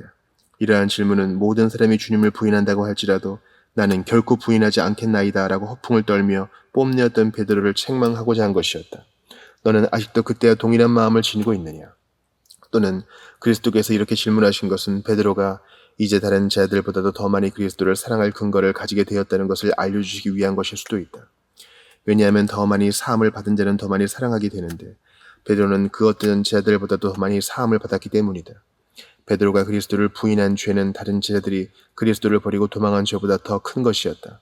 그러므로 내게 그들 중에 누가 그를 더 사랑한 것인지를 말하라. 우리는 모두 그리스도를 사랑하는 일에 있어서 남들보다 뛰어나려고 애써야 한다. 누가 그리스도를 가장 많이 사랑하는지를 놓고 다투는 것은 평안을 깨는 것이 아니다. 또한 그리스도를 사랑하는 일에 있어서 남들보다 앞서는 것은 결코 예의에 벗어나는 것이 아니다. 셋째, 두 번째와 세 번째에 걸쳐서 그리스도께서는 이 질문을 반복하셨다. 1. 베드로는 대답을 하면서 자기 자신을 나머지 형제들과 비교하거나 자기 자신을 나머지 형제들보다 더 나은 것으로 말하고자 하지 않으려고 겸손하게 그 부분의 질문에 대해서는 대답하지 않은 채로 남겨두었기 때문에 그리스도께서는 두 번째와 세 번째에서는 이 사람들보다라는 표현을 제외하셨다. 우리는 남들보다 그리스도를 더 사랑한다고 말할 수는 없지만 우리가 그리스도를 진정으로 사랑한다고 말할 수 있다면 우리는 그리스도께 연락될 것이다. 2. 원문을 보면 마지막 질문에서 그리스도께서는 단어 하나를 바꾸어 쓰셨다. 처음 두 번의 질문 속에서 사용된 원문의 단어는 아가파스 메인데 이것은 네가 여전히 나에 대한 사랑을 간직하고 있느냐를 의미한다. 이 질문에 대답하여 베드로는 좀 더 강력한 또 다른 단어인 필로세를 사용하는데 이것은 내가 당신을 정말 사랑하나이다를 의미한다. 그리스도께서는 마지막으로 질문하시면서 바로 그 단어를 사용하신다. 너는 나를 진정으로 사랑하느냐? 2. 베드로는 그리스도께 세 번 다 동일한 대답을 돌려드린다. 주님, 그러하나이다. 내가 주님을 사랑하는 줄 주님께서 아시나이다. 1. 베드로는 나머지 제자들보다 그가 그리스도를 더 많이 사랑하는 체하지 않는다. 그는 지금 전에 그가 모두 주를 버릴지라도 나는 결코 버리지 않겠나이다 라고 성급하게 말했던 것을 부끄러워한다. 당연히 그는 그 일을 부끄러워해야 했다. 우리는 남들보다 그리스도를 더 많이 사랑하는 것을 목표로 삼아야 하지만 겸손한 마음으로 자기보다 남을 낮게 여기는 마음에서 그렇게 하여야 한다. 왜냐하면 우리는 우리 형제들의 악에 대해서보다도 우리 자신의 악에 대해서 더 잘 알기 때문이다. 2. 그렇지만 베드로는 자기가 그리스도를 사랑한다는 것을 거듭거듭 고백한다. 주님, 그러하나이다. 진정으로 내가 주님을 사랑하나이다. 만약 내가 주님을 사랑하지 않는다면 나는 인생을 살 만한 가치가 없는 자인이이다. 베드로는 그리스도에 대한 지극한 존경심과 소중히 여기는 마음으로 그리스도께서 베풀어 주신 사랑에 대하여 감사하는 마음을 가지고 있었고 그리스도의 영광과 유익을 위해서 전적으로 헌신할 마음을 지니고 있었다. 베드로는 그리스도가 없이는 자기가 아무것도 아닌 자인 것처럼 그리스도께 모든 것을 걸고 있었다. 또한 베드로는 그리스도 안에 있을 때에만 말할 수 없이 행복한 자처럼 그리스도를 기뻐하였다. 이것은 자신의 죄를 공개적으로 회개한 것과 같았다. 왜냐하면 우리가 사랑하는 자가 모욕을 당하면 그것은 우리를 슬프게 하기 때문이다. 또한 주여 내가 주님을 사랑하나이다 라는 말은 이후로는 결코 주님을 떠나지 않고 주님께 충성할 것이라는 약속과 다름없는 것이었다. 그리스도께서는 베드로의 믿음이 떨어지지 않기를 기도하셨고 그의 믿음이 떨어지지 아니하였기 때문에 그의 사랑도 떨어지지 아니하였다. 왜냐하면 믿음은 사랑으로 말미암아 역사하기 때문이다. 베드로는 그리스도와의 관계를 상실하였었다. 하지만 이제 그는 회개하고 나서 다시 받아들여질 것이었다. 그리스도께서는 이 문제를 놓고 시험을 하신다. 네가 나를 사랑하느냐? 베드로는 다음과 같은 대답으로서 이 문제를 확실하게 결론낸다. 주여, 내가 주님을 사랑하나이다. 은혜로 말미암아 그들이 예수 그리스도를 사랑한다고 진정으로 말할 수 있는 자들은 그들이 매일매일이 보여주는 연약함들에도 불구하고 그리스도와의 관계 속에서 오는 위로를 받을 수 있다. 3. 베드로는 그것을 증명하는 일을 그리스도께 떠넘긴다. 내가 주님을 사랑하는 줄 주님께서 아시나이다. 베드로는 세 번째에 이르러서는 더욱 강력하게 그렇게 호소한다. 모든 것을 아시오매 내가 주님을 사랑하는 줄을 주님께서 아시나이다. 베드로는 자기를 위해서 증언해 달라고 동료 제자들을 끌어들이지 않았다. 이미 그들 간의 신뢰는 파괴되었기 때문에 그들은 베드로의 말에 또 속을 수 있었고 또한 베드로도 자신의 말이 먹혀들지 않을 것이라고 생각했을 것이다. 그래서 베드로는 그리스도께서 친히 그것을 증언해 달라고 요청한다. 첫째, 베드로는 그리스도께서 모든 것을 아신다는 것, 특히 그가 사람들의 마음을 아시고 마음의 생각과 의도를 분별하시는 자시라는 것을 확신하였다. 둘째, 베드로는 모든 것을 아시는 그리스도께서 그에 대한 자신의 사랑에 진실하다는 것도 아실 것이라는 사실에 만족하였고 그리스도께서 원하는 방식대로 그것이 진실인지를 확인하시게 하고자 하였다. 그리스도께서 모든 것을 아신다는 것은 위선자에게는 공포스러운 일이다. 왜냐하면 하나님의 전지전능하시면 위선자의 모든 행동을 치는 증인이 될 것이기 때문이다. 그러나 진실한 그리스도인에게는 그리스도께서 모든 것을 아셔서 자기가 호소할 것이 있다는 것이 큰 위로가 된다. 나의 증인이 하늘에 계시고 나의 중보자가 높은 데 계시느니라. 그리스도께서는 우리가 우리 자신을 아는 것보다 우리를 더 잘 아신다. 우리는 우리가 올바르다는 것을 알지 못하지만 그리스도께서는 그것을 아신다. 4. 그리스도께서 베드로에게 세 번째 네가 나를 사랑하느냐고 물으시자 베드로가 근심하였다. 첫째, 베드로가 근심한 것은 그가 그리스도를 세 번 부인한 것을 상기시켰기 때문이었다. 사실 그리스도께서 베드로에게 세 번 질문하신 것 속에는 분명히 그런 의도가 있었다. 베드로가 그 일을 생각하고 울었더라. 비록 사함을 받은 죄들이라고 할지라도 과거의 죄들을 떠올리게 되면 참된 참회자는 다시 슬픔을 지니게 된다. 내가 너와 화평하게 될 때에 내가 부끄러워하리라. 둘째, 베드로가 근심한 것은 주님께서 베드로가 앞으로 또 잘못을 저지르게 될 것을 내다보신 것이 아닌가 염려하였기 때문이었다. 베드로는 이전에도 큰 소리를 치다가 그리스도를 3번 부인하는 잘못을 저지르게 되었는데 이번에도 주님을 사랑한다고 고백해놓고 또다시 잘못을 저지르게 된다면 그것은 큰 낭패가 될 것이었다. 베드로는 이렇게 생각하였을 것이다. 주님은 분명히 그럴 만한 이유가 있지 않다면 이렇게 나를 궁지로 몰아붙이실 분이 아니다. 내가 다시 시험을 받아서 넘어진다면 나는 어떻게 되는 것인가? 경건한 슬픔은 조심함과 두려움을 가져온다. 3. 그리스도께서는 3번에 걸쳐서 그의 양무리를 베드로에게 맡기셨다. 내 어린 양을 먹이라. 내 어린 양을 치라. 내 양을 먹이라. 1. 그리스도께서 베드로에게 맡기신 자들은 그리스도의 어린 양들과 양들이었다. 그리스도의 교회는 그의 피로 사신 그의 양무리이고 그리스도는 그 양무리의 목자장이시다. 이 양무리 속에는 어리고 연약하며 여린 어린 양들도 있고 다 자라서 힘이 센 양들도 있다. 목자이신 그리스도께서는 둘 다 보살피시지만 특히 어린 양들을 먼저 보살피신다. 왜냐하면 모든 경우들에 있어서 그는 어린 양들에 대하여 특별한 애정과 자상하심을 보여주셨기 때문이다. 그는 목자같이 양떼를 먹이시며 어린 양을 그 팔로 모아 품에 안으시리로다. 2. 그리스도께서 양들과 관련해서 베드로에게 맡기신 일은 그들을 먹이라는 것이다. 15절과 17절에서 사용된 단어는 보스케로서, 이것은 엄밀하게 그들에게 먹을 것을 주라를 의미한다. 그러나 16절에서 사용된 단어는 포이마이네인데 그것은 좀 더 포괄적으로 양들을 치는 목자로서의 모든 직분들을 의미한다. 어린 양들을 그들에게 적합한 곳으로 먹이고 양들도 마찬가지로 필요한 양식으로 먹이라. 이스라엘 집에 잃은 양들을 찾아서 먹이고 이 우리에 들지 않은 다른 양들도 찾아서 먹이라. 그리스도의 어린 양들과 양들을 먹이는 것이 모든 그리스도의 사역자들이 해야 할 일이라는 것을 명심하라. 그들을 먹이라. 즉 그들을 가르치라. 왜냐하면 복음의 교훈은 영의 양식이기 때문이다. 그들을 먹이라. 즉 그들을 푸른 초장으로 인도하여서 예배에 참석하게 하고 그들에게 모든 성리전들을 베풀어라. 그들을 각각의 상태와 처지에 따라서 각자에 맞게 먹이라. 그들 앞에 양식을 놓아둘 뿐만 아니라 양식을 먹고자 하지 않는 자들이나 연약해서 스스로 먹을 수 없는 자들에게 직접 그 양식을 먹여주어라. 그리스도께서는 위로 올라가실 때에 목자들을 주셨는데 그리스도를 사랑하는 자들에게 그의 양 무리를 맡기셔서 그들로 하여금 그리스도를 위하여 그 양 무리를 돌보게 하셨다. 3.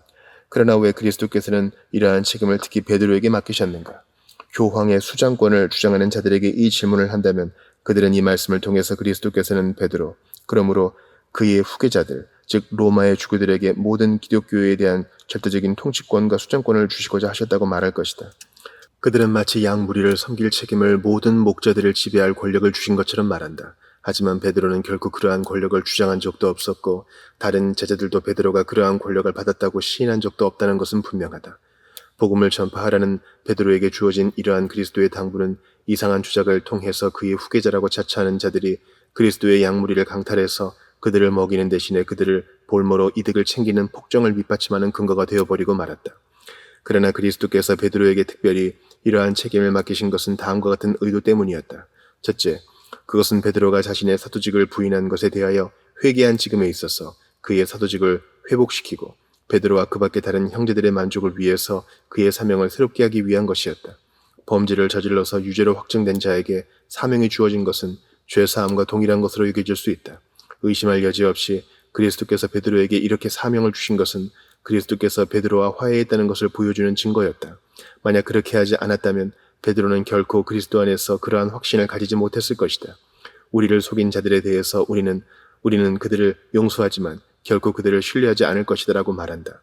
그러나 그리스도께서는 베드로를 용서하시면서 그에게 이 땅에서 가장 귀한 부활을 맡기셨다. 둘째, 그것은 베드로를 일깨워서 사도로서의 그의 직분을 부지런히 행하도록 하기 위한 것이었다. 베드로는 언제나 앞장서서 말하고 행하는 담력 있고 열심 있는 정신의 소유자였다. 그래서 그리스도께서는 그가 목자들을 지배하고자 하는 시험을 받지 않도록 하기 위해서 그에게 양들을 치고 하나님의 양 무리에게 주장하는 자세를 하지 않도록 당부하신 것이었다. 나중에 베드로 자신이 모든 장로들에게 당부하고 있는 것처럼 베드로가 뭔가를 하고자 한다면 그는 바로 그 일을 해야 하고 그 이상의 다른 일을 하려고 나서지 말아야 한다. 셋째, 그리스도께서는 그가 베드로에게 하신 말씀을 그의 모든 제자들에게 말씀하셨다. 그리스도께서는 모든 제자들에게 죄인들을 회개케 함으로써 사람을 낚는 어부들이 될 뿐만 아니라 이러한 말씀을 베드로에게도 하셨지만 성도들의 덕을 세우는 일을 함으로써 양떼를 먹이는 자들이 되어줄 것을 당부하셨다. 2. 그리스도께서는 이렇게 베드로에게 그가 할 일을 정해주신 후에 다음으로 그에게 고난의 사역이 있을 것임을 말씀해 주신다. 베드로에게 사도로서의 영광을 다시 확증하신 후에 그리스도께서는 이제 그에게 계획된 또 다른 영광스러운 일, 즉 순교자로서의 영광에 대하여 말씀하신다. 좀 더 살펴보자. 1. 베드로의 순교가 어떻게 예언되고 있는가? 내가 강제적으로 네 팔을 벌리리니 남이 내게 띠우고 묶여있는 죄수로서 당연히 원하지 아니하는 곳으로 데려가리라. 1. 그리스도께서는 베드로에게 그의 고난에 관하여 알려주시기 전에 내가 진실로 내게 이르노니 라는 표현을 통해서 엄숙하게 맹세하신다. 그리스도께서는 일어날 수도 있는 일로 말씀하고 계신 것이 아니라 내가 내게 이르노니 라는 말씀을 통해서 확실하게 일어날 일에 대하여 말씀하신 것이었다. 아마도 다른 사람들은 내가 내게 전에 나에게 말했던 것처럼 이 일이 결코 주께 미치지 아니하리이다 라고 말할지도 모르겠지만 그 일이 정녕 일어나게 될 것이라고 나는 내게 말한다.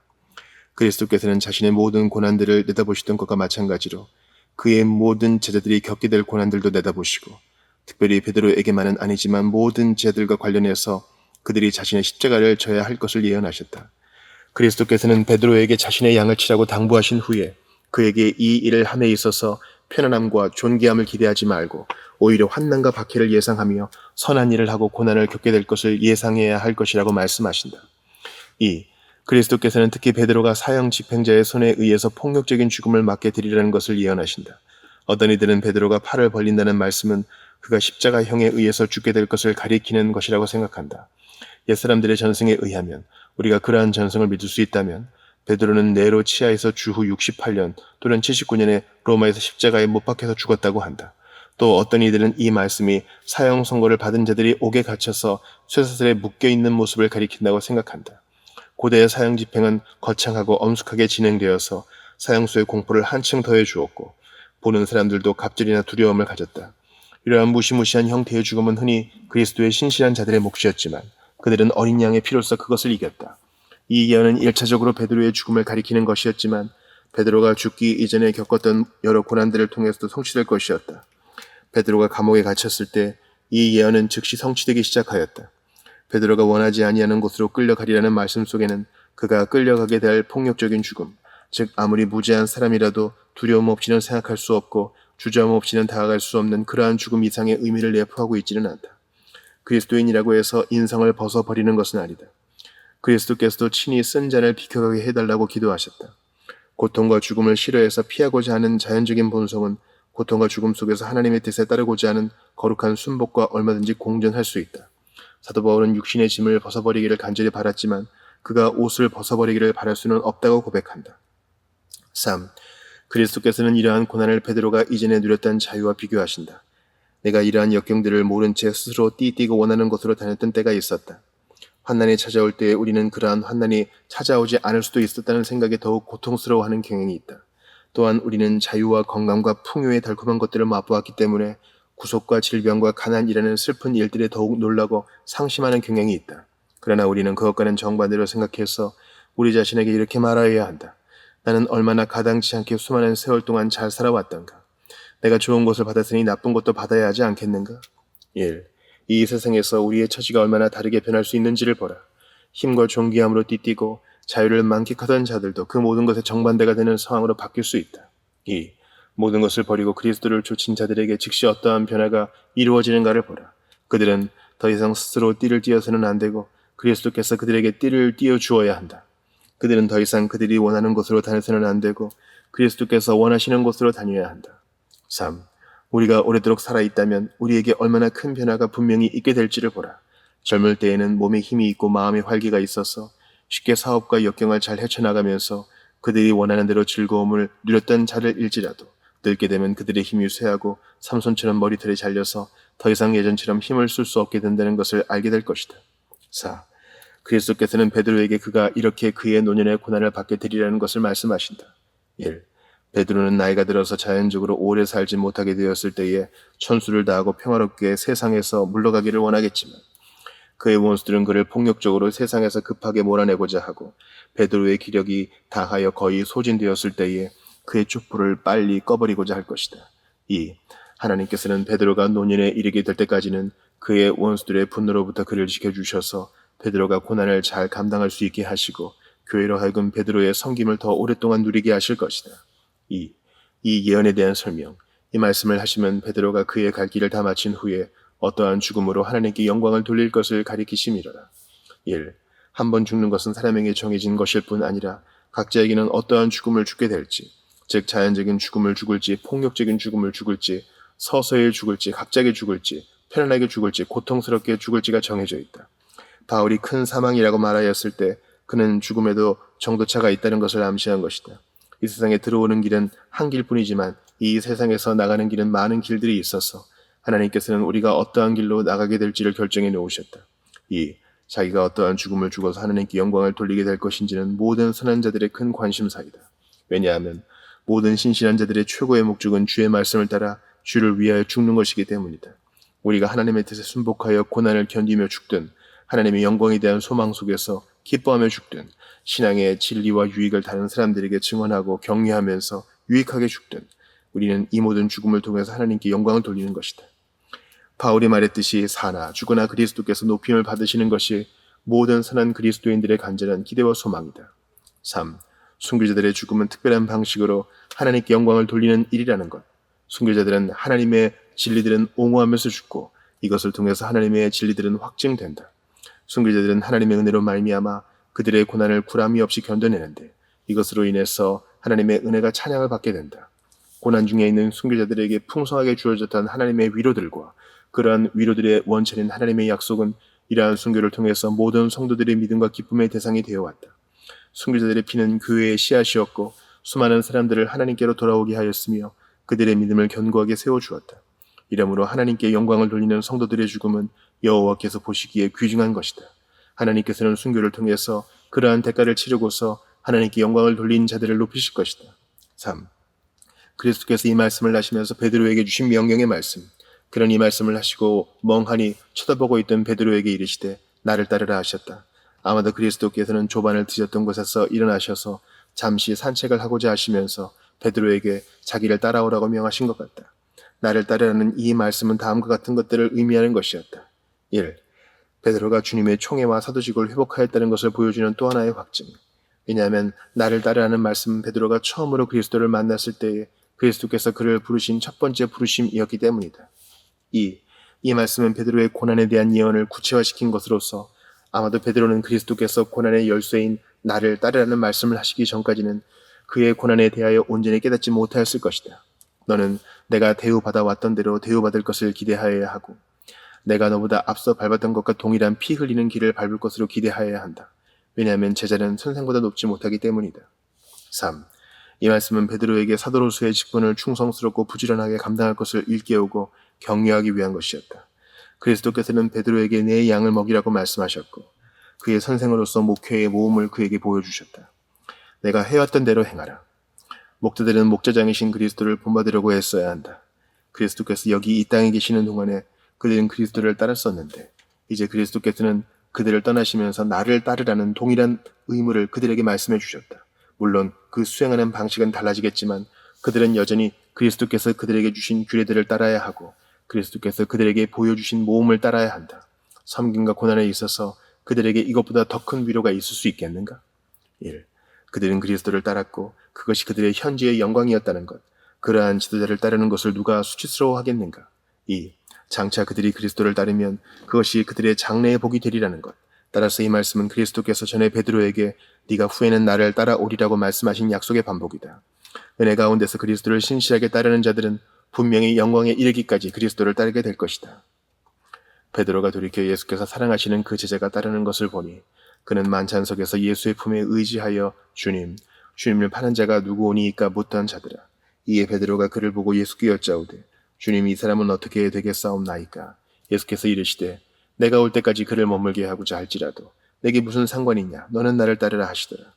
이 말씀이 형제들에게 나가서 그 제자는 죽지 아니하겠다 하였으나 예수의 말씀은 그가 죽지 않겠다 하신 것이 아니라 내가 올 때까지 그를 머물게 하고자 할지라도 내게 무슨 상관이냐 하신 것이로라. 이 일들을 증언하고 이 일들을 기록한 제자가 이 사람이라. 우리는 그의 증언이 참된 줄 아노라.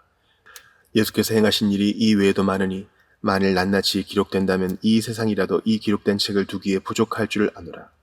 이 단락에는 다음과 같은 내용들이 나온다. 1. 그리스도께서 사랑하시는 그 제자인 요한에 대하여 베드로와 함께 나누신 대화. 1. 베드로가 요한을 봄. 베드로는 주님의 명령에 순종해서 그를 따르다가 주님께서 지금 그에게 주신 영광에 기뻐하면서 돌이켜 예수께서 사랑하시는 그 제자가 뒤에서 따르는 것을 보았다. 1. 요한은 어떻게 묘사되고 있는가? 요한은 마치 복음서의 기록 속에 자신의 이름은 보존할 가치가 없다고 생각하는 것처럼 자신의 이름을 언급하지 않고 다만 우리에게 그가 누구를 의미하는지를 분명히 알 수 있게 해주는 그러한 방식으로 자기 자신을 묘사하고 있고, 그렇게 함으로써 그가 그리스도를 그렇게 바짝 따른 이유를 제시하고 있다. 그는 예수께서 사랑하시는 그 제자였다. 그리스도께서는 다른 어떤 제자들보다도 요한에게 특별한 사랑을 가지고 계셨다. 그러므로 우리는 그리스도께서 그의 제자들에게 은혜로 허락하신 이 얼마 안 되는 소중한 시간 동안에 그가 들려주시는 은혜로운 말씀들을 가능한 한 놓치지 않고 듣기 위해서 요한이 바짝 뒤쫓아온 것을 나무라서는 안 된다. 여기에서 요한이 만찬석에서 예수의 품에 의지하여 있다가 베드로의 부추김으로 배신자가 누군지를 물었다는 것을 언급하고 있는 것은 베드로가 요한이 이전에 베푼 친절을 보답하기 위하여 그에 대해서 그리스도께 물었다는 것을 보여주기 위한 것인 것 같다. 그때의 요한은 총애받는 자의 자리에 있어서 그리스도의 품에 누워 있었고 베드로는 그 기회를 잘 선용하였었다.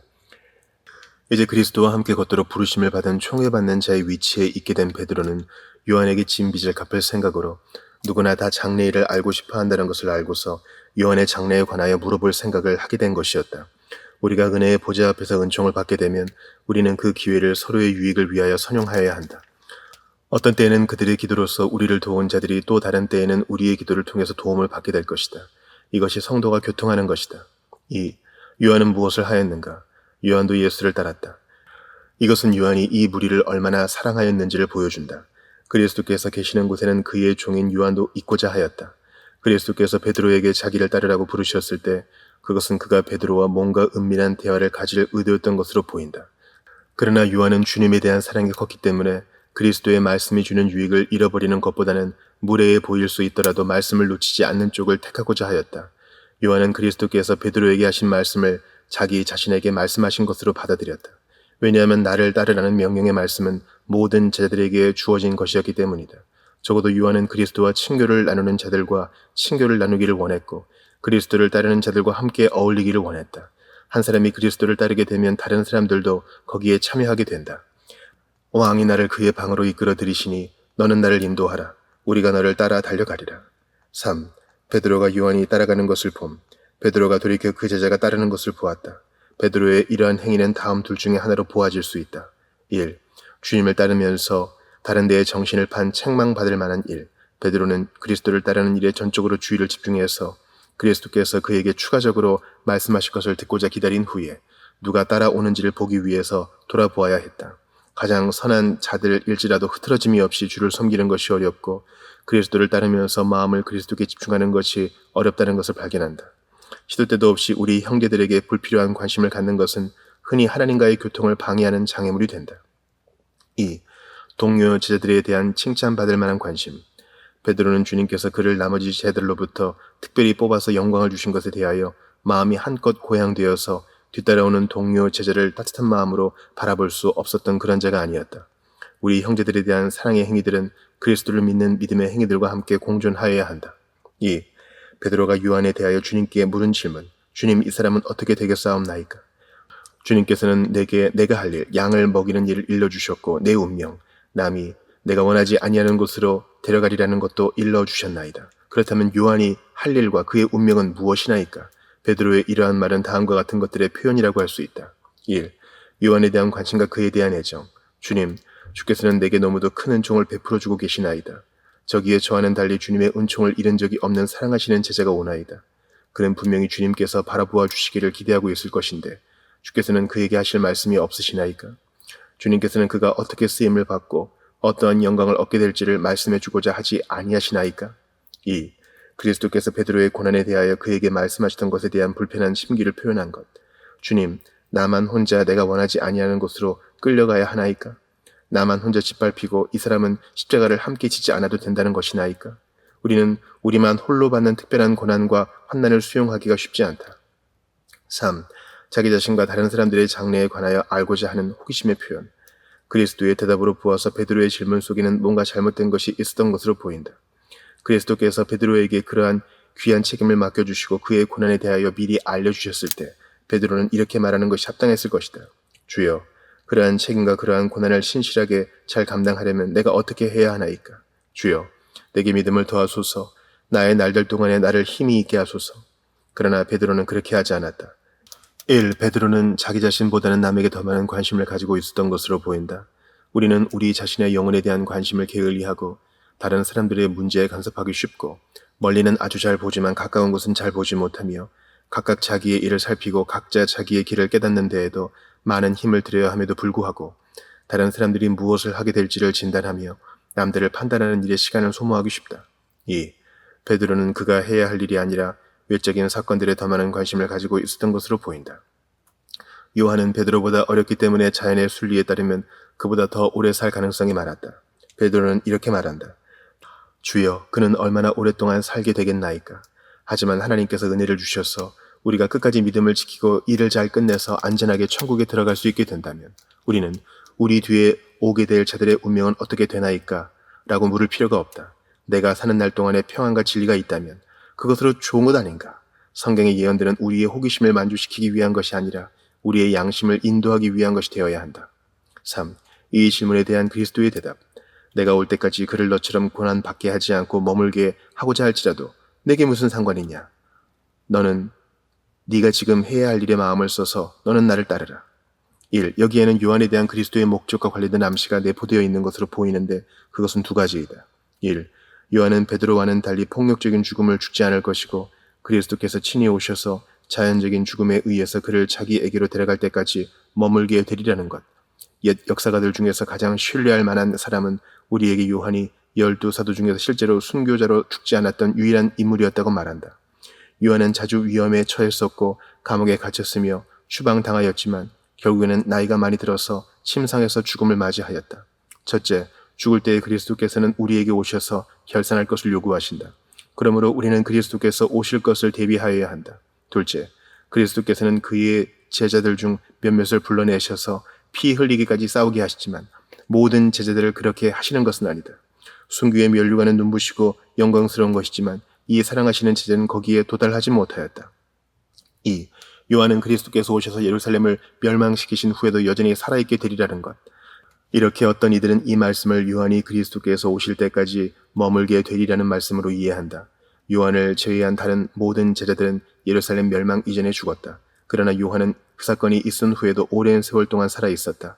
하나님께서는 지혜로우시게도 사도들 중에 한 사람을 아주 오랫동안 살아있게 하셔서 신약성경을 마무리하게 하심으로써 종들이 잠들기 전에도 가라지들을 뿌렸던 저 원수 마귀의 의도를 좌절시킬 수 있게 하셨다. 요한은 오랫동안 살아있으면서 때를 따라 일어나서 어그러진 말을 한 에비온, 케린투스를 비롯한 여러 이단들에 맞섰다.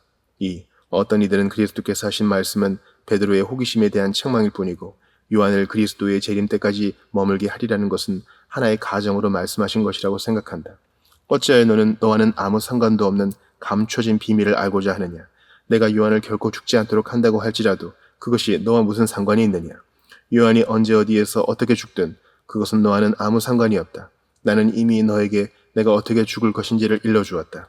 네가 그것을 아는 것만으로 이미 충분하니 너는 나를 따르라. 제자들이 자신에게 현재 맡겨진 일에 충실하고 자기 자신이나 다른 사람들에 관한 장래의 일들을 궁금해하고 묻는 데에 마음을 쓰지 않아야 한다는 것이 그리스도의 뜻이다. 1.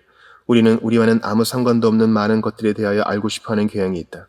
다른 사람들이 어떤 사람이냐 하는 것은 우리와 아무 상관이 없고 그런 것을 판단하는 것은 우리의 일이 아니다. 바울은 그들이 어떤 사람이든지 간에 그것은 나에게 아무 문제가 되지 않는다고 말한다. 다른 사람들의 일은 우리와 아무 상관이 없는 것이기 때문에 우리가 거기에 간섭해서는 안 된다. 우리는 조용히 우리의 일을 하고 우리의 일에 마음을 써야 한다.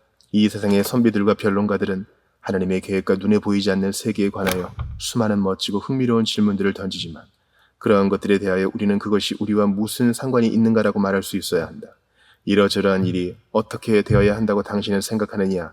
라는 질문은 우리가 흔히 받는 질문인데 우리는 거기에 대해서 그것이 나와 무슨 상관이 있느냐라는 또 다른 질문으로 쉽게 대답할 수 있다.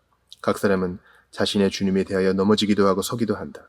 때와 시기를 아는 것이 우리와 무슨 상관이 있는가? 감추어진 일들은 우리에게 속한 것이 아니다. 2. 우리가 마음을 써야 하는 모든 것은 무슨 일이 일어날 것인가가 아니라 사건, 우리가 무엇을 해야 하는가 하는 것이다. 의무.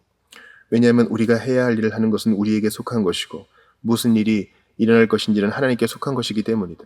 우리는 남이 해야 할 일이 아니라 우리가 해야 할 일에 마음을 써야 한다. 왜냐하면 모든 사람은 각자 자신의 짐을 지게 되어 있기 때문이다. 우리는 장래 우리에게 주어질 의무가 아니라 현재 우리에게 주어진 의무를 다해야 한다. 왜냐하면 그날에 주어진 일을 하는 것으로 충분하기 때문이다. 여호와께서 사람의 걸음을 정하신다. 하나님께서는 그런 자의 발걸음을 한 걸음 한 걸음 인도하신다. 따라서 우리의 모든 의무는 그리스도를 따르라는 이 한 가지 의무에 집약되어 있다. 우리는 그리스도의 움직임을 눈여겨보아서 그 움직임에 우리 자신을 맞춰야 하고 종이 주인에게 하는 것처럼 그리스도를 따라다니며 그에게 영광을 돌려야 한다. 우리는 그리스도께서 걸어가신 길로 걸어야 하고 그리스도께서 가시는 곳으로 가야 한다. 우리가 그리스도를 따르는 의무를 충실하게 이행하면 우리는 우리에게 속하지 않은 일들에 간섭할 마음이나 시간이 없게 될 것이다. 4. 그리스도께서 하신 이 말씀으로 인해서 일어난 오해. 형제들은 이 말씀을 듣고서 그 제자는 죽지 아니하겠고 교회와 더불어서 끝날까지 살게 될 것이라고 오해하였다. 그래서 복음서 기자는 그리스도의 말씀을 생생하게 재현함으로써 이러한 오해를 억제하고자 하였다. 좀 더 살펴보자. 1. 교회에서는 그리스도의 말씀들을 오해해서 가정을 단정으로 변화시킴으로써 오해가 쉽게 일어난다. 요한이 순교자의 죽음을 죽지 않을 것이라는 그리스도의 말씀을 그들은 요한이 결코 죽지 않게 될 것이라고 말씀하신 것으로 결론을 내렸다. 1. 그들은 그리스도께서 하신 말씀을 그들이 원하는 대로 해석하고자 하였다. 우리는 우리가 참이라고 믿고 싶어하는 것을 쉽게 믿는다. 그들의 생각에 나머지 제자들이 다 죽고 난 후에도 요한이 육체를 지니고 살아서 그리스도의 재림 때까지 이 세상에 남아있게 된다면 그것은 교회의 큰 축복이 될 것이고 모든 세대의 교회가 살아있는 신탁인 요한을 의지할 수 있게 될 것이었다. 그들은 그리스도의 육체적 현존을 잃어버려야 한다면 그의 사랑하시는 제자의 육체적 현존이라도 소유하고자 하였다. 그들은 보혜사이신 찬송받으실 성령께서 그리스도를 대신하여 일하시게 되리라는 것을 잊어버린 채 그리스도께서 안 계시는 것을 요한이 죽지 않고 끝까지 살아있는 것으로 보충하고자 하였다. 우리는 사람들과 수단들, 도구들과 외적인 도움들에 지나치게 의존하기 쉽고 우리에게 그러한 것들이 언제나 함께 있기만 한다면 우리는 복될 것이라고 생각하기 쉽다. 그러나 하나님께서는 능력이 하나님께 있고 사람에게 있지 아니함을 보여주시기 위해서 자신의 일을 계속 진행해 가시면서도 일꾼들을 바꾸신다. 교회가 영원한 성령의 인도하심 아래에 있는 동안에는 영원히 죽지 않는 사역자들이 교회를 이끌 필요가 전혀 없다.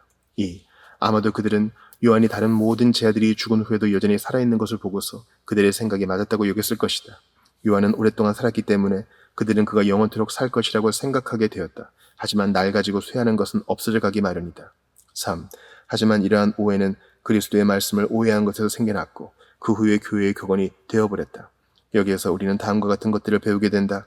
첫째, 인간의 전통이 불확실하다는 것과 그 토대 위에 우리의 신앙을 세우는 것이 어리석다는 것. 여기에 전승, 사도적 전승이 있었다. 그것은 형제들 가운데서 널리 퍼져나간 전승이었다.